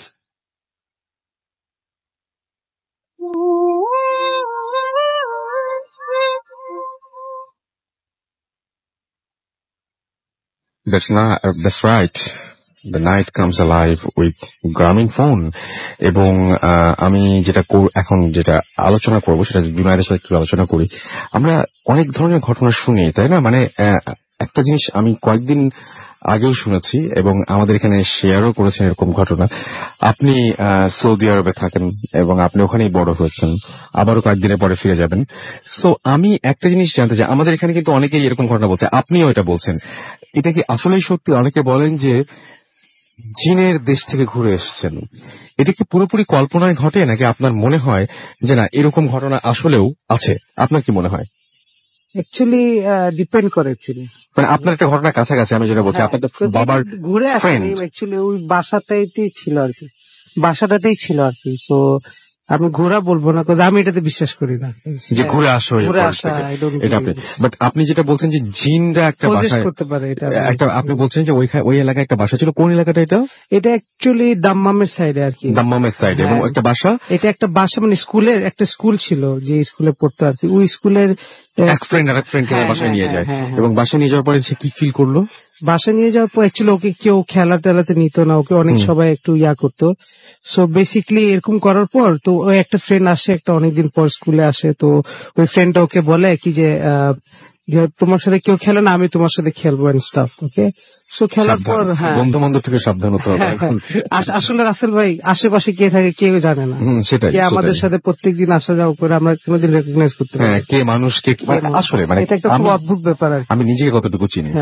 তো বেসিক্যালি ওকে ক্লাসে সবাই অপছন্দ করতো, সবাই ওর সাথে খারাপ বিহেভ করতেন স্টাফ। তো একদিন সে স্কুলে আসে, নতুন একটা ছেলে, তো সে আসে সবার সাথে ভালো বন্ড করে, সবার সাথে আর কি মেলামেশা করে। সো আস্তে আস্তে করে ওই ছেলের সাথে ফ্রেন্ডশিপ করে, যাকে ছেলে সবাই আর কি দূর করতো, মানে ওর সাথে তেমন খেলাধুলা করতো না আর কি। সো ওর সাথে খেলাধুলা মানে ও বেসিক্যালি ওকে খেলায় নিল, খেলতো ওর সাথে অনেক। তো একদিন এরকম করতে করতে একদিন বিকালে ওর ফ্রেন্ডটা বললো কি চলো আমার বাসায় চলো আর কি, ঠিক আছে। সো বাসায় নিয়ে যায় ওই ফ্রেন্ডটাকে। বাসায় নিয়ে যাওয়ার পর সে বাসায় ঢুকে, তো প্রচন্ড ফ্রেগরেন্সের গন্ধ, আমি আপনাকে আগে বলছি, প্রচন্ড ফ্রেগরেন্সের গন্ধ। তারপর রুমের টেম্পারেচার অনেক হট, ঠিক আছে। আর ওই বাসাটা হচ্ছে আপনার স্কুলের অনেক একটু দূরে, 2-3 কিলোমিটার দূরে একটা ডেজার্টে আর কি, বুঝছেন, আশেপাশে কোনো বাসা নেই। সো ওখানে যাওয়ার পর যায়, দেখে ওর মানে বেসিক্যালি আর কি ওই ছেলেটা বলে কি আজকে থেকে তোমার যেহেতু আগে কোনো ফ্রেন্ড ছিল না, আমিও কিন্তু আমার আমার ওয়ার্ল্ডে আমিও একা, আমি চাই কি তুমি আমার বন্ধু, আর তুমি আমাকে সারা জীবন যেও না। এবং ওই বাসাটা ঢোকার পরপরই তো কিছু উইয়ার্ড ফিল করলো। ও জিজ্ঞাসছিল আমাকে এখানে কেন আনছো, সন্ধ্যা হয়ে গেছে, বাসা যেতে হবে এন্ড স্টাফ। সো ছেলেটা 7 দিন মিসিং থাকে বাসা থেকে। এবং ওরা হচ্ছে সাধারণ মানুষের মতো, ওইখানেই বাস করতো। কি অদ্ভুত ব্যাপার। এবং তারা হচ্ছে একদম অস্বাভাবিক কোনো কিছু তাদের মধ্যে ছিল না। তো তারা 7 দিন মিসিং করছে, পুলিশে কমপ্লেন করে, প্যারেন্টসরা কোনো খোঁজ খবর কিছুই পেল না। তো একদিন একটা মোল্লা ইয়ার কাছে যায় আর কি, কবিরাজের কাছে যায়, ওরা বললো কি যে এরকম এরকম কাহিনী আমার তো পাই না, আপনি তো অনেক অনেক খবর টবর, আপনি অনেক বোঝেন, সমঝদার লোক। তো উনি বললো ঠিক আছে, তোর ছেলেকে এরকম জায়গায় এরকম কয়েকটা জিন নিয়ে চলে গেছে আর কি। তো ফাইনালি ওরা যায়, অনেক কিছু করে আর কি, এক্সারসাইজ পারফর্ম করে বা অনেক ধরনের চেষ্টা করে, বলে কি তুই কে, কোথা থেকে আসছিস অল দ্যাট, তো তুই একে কেন ধরছিস, তুই একে ছেড়ে দে, তো তোর বাবা মার কাছে যেতে দে, তুই এর সাথে বলে না আমি এর সাথে খেলবো সারাক্ষণ, সারা জীবন আমি একে আমার কাছে রাখবো আর কি। সেটাই আমার কাছে খুব অদ্ভুত লেগেছে এটা, যে একটা, আমি ওইটাই বলছিলাম, থ্যাংক ইউ সো মাচ আপনার ঘটনার জন্য। মানে আমার কাছে এটাই খুব অদ্ভুত লাগে যে আমাদের চারপাশে যে পৃথিবী, সেই পৃথিবীর কতটুকু আমরা জানি। আসলে আমাদের চারপাশে যেটুকু গন্ডি আমাদের, যার মধ্যে আমরা যাওয়া আসা করি, আমরা কাজ করি, আমাদের বন্ধুত্ব হয়, এইটুকু জায়গা আমরা কতটুকু চিনি বা আমরা নিজেদেরকে আসলে কতটুকু চিনি আমরা কখনোই বুঝতে পারি না কিন্তু যে আমরা আসলে কিভাবে আমি কি আসলে আমার দ্বারাই পরিচালিত হচ্ছি বা আমিটাকে সেটা অনেক বড় প্রশ্নের ব্যাপার। কিন্তু যাই হোক, আজকের ঘটনাগুলো অনেকের কাছে দেখতে পাচ্ছি যে অনেকে প্রশংসা করেছেন, অনেক ভালো লাগছে। আমাদেরকে লিখেছেন স্মৃতি, আমাদেরকে রিফাত লিখেছেন যে আজকের ঘটনাগুলো আজকে তিনি বলছেন যে একটু আরো ভয়ের ঘটনা শুনতে চাচ্ছেন রিফাত। আমাদেরকে মিনহাজ মহাখালী থেকে লিখেছেন এবং তিনি আমাদের সাথে আছেন। আমাদেরকে বাদশাহ লিখেছেন পুরান ঢাকা থেকে, মজা লাগছে তার কাছে। আমাদেরকে বাপ্পি ময়মনসিং থেকে SMS করেছেন এবং আরো অনেকে এরকম SMS করেছেন। আমাদের ফেসবুকে অনেকেই আমাদের সাথে এখানে কমেন্ট করেছেন এবং অনেকে এখনো কমেন্ট করে যাচ্ছেন এবং আমি জানি যে সারা সপ্তাহ জুড়ে করবেন এবং সেগুলো আমরা পড়বো। অনেকের রিপ্লাইও দিয়েছি আমি, আপনারা নিশ্চয়ই গত সপ্তাহে সেটা পেয়েছেন।